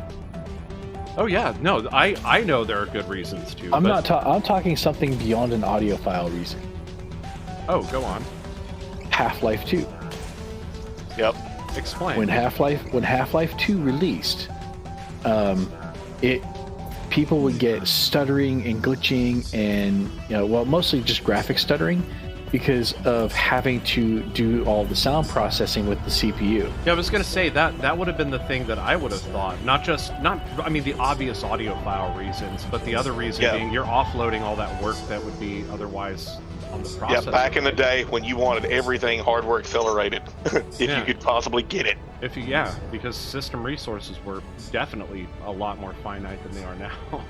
I got something here for you to take a look at, Bob. See if this brings back memories. It was definitely not as easy to just throw more RAM in it. Like, you could not just do that very, very easily. And RAM, holy crap, was so fucking expensive.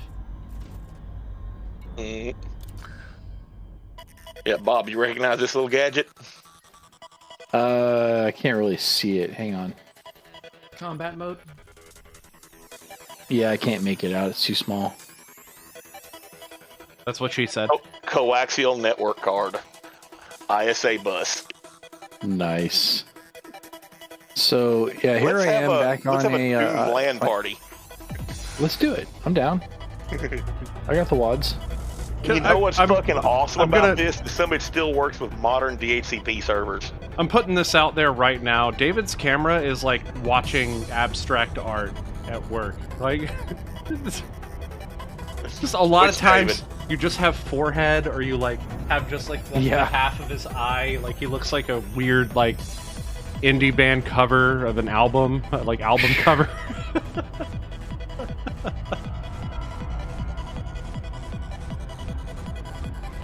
The Psychons, and it's like half his face on the. Like this, the way the camera's situated on this bar, sort of like is between me and the TV, so I have to lean across the side sometimes to look. So I done landed in Texas here. Oh Modern hail. I'm landing in Alaska. Oh yeah, 400. Ooh, toasty. Yeah, that's. Oh boy. That is 360 degrees Fahrenheit. Watch for sandworms. You know, I mean, it do look very Arrakis-y, don't it? Yes, it do. It really do. That is the first thing I thought as soon as I saw that scene. I can hear almost hear your boots going scoosh, scoosh, scoosh as you walk. They are, actually. Are they really? I thought I heard Tetris. 30+ mix. I'm dead. Thank you.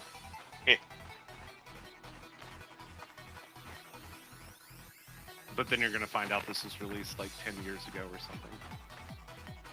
This song.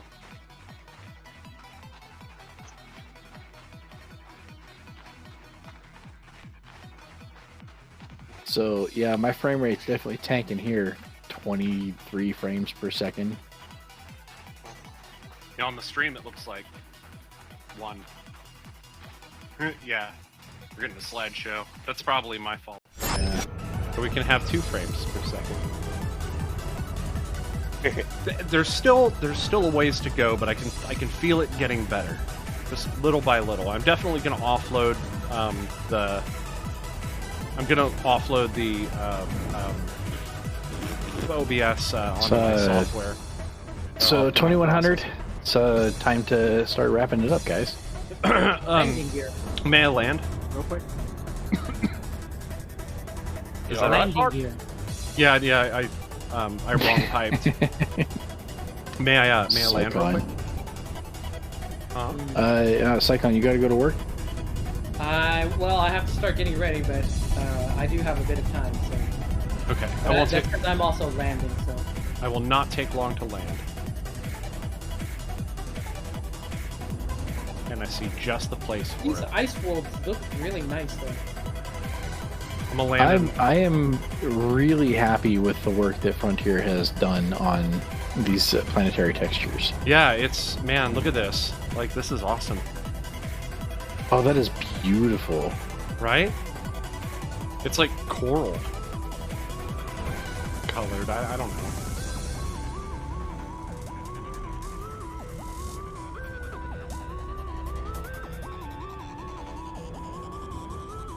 Whoa.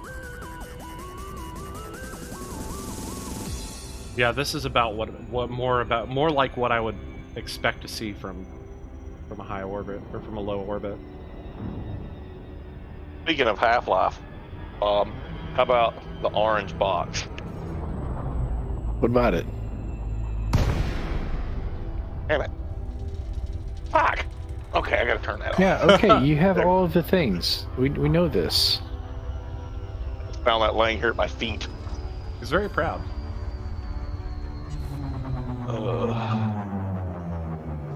All right, gravity is 0.23 Gs. We got some beautiful colors here. Pretty interesting colors. Like, how's that salmon? Salmon's in season. How's this for surface temperature? Because I'm probably in Alaska. 116 Kelvin. T-shirt weather. Yep, Alaska summer right there. Oh, whoa, look up there. Yeah, negative 250 degrees Fahrenheit. Look at the little planet up in the distance. All that, it's so cool. It's so detailed for being so tiny. Usually at this distance, it's just like a little colored ball. But it's so detailed. Look at it. We got a tune coming up from Super Mario Land 2, 6 golden coins. Yeah, but I think we're... Yeah, we're just about to end. Oh, yeah. I'm on my way down right now.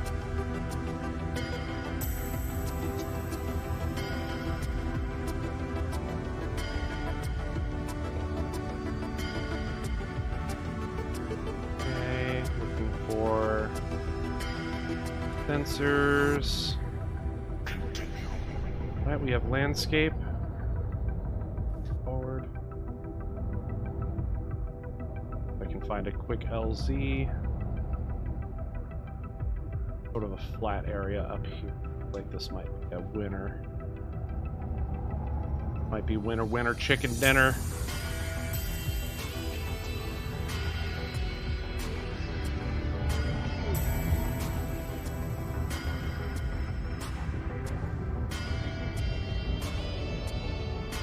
My son has been bitten by the repair bug, and now he's wanting to disassemble everything in the house.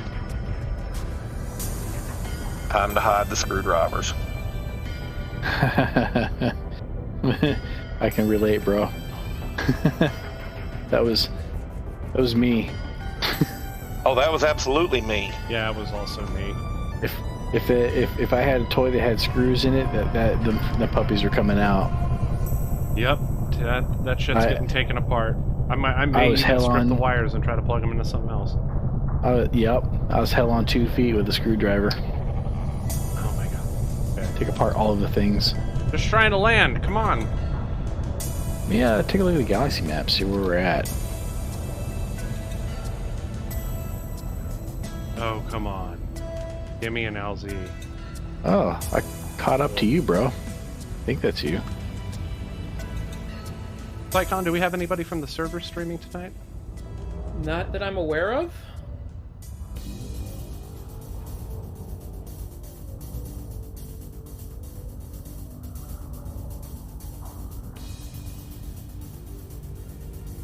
Bob, I would like to interest you, or see if I could interest you in playing a game of interstellar combat with me. At some point. Oh my god. Interstellar combat. Can you be a little more specific? Oh, there's a game, I think it's just called Interstellar on Steam. Like $3. Turn-based. Yep, so looks like Sycon has caught up to me. Finally! Yeah.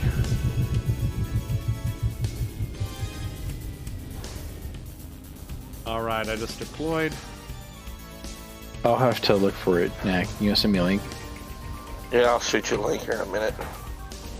Ooh, that frame rate. Go take a Prilosec or something. 2 frames per second. I'm sitting here fighting some serious heartburn for about the past hour.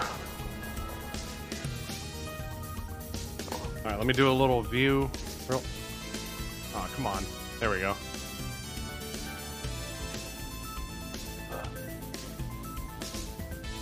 Whew, it is not having a good time. I'm playing with a lot of surface detail and different terrain. Yeah.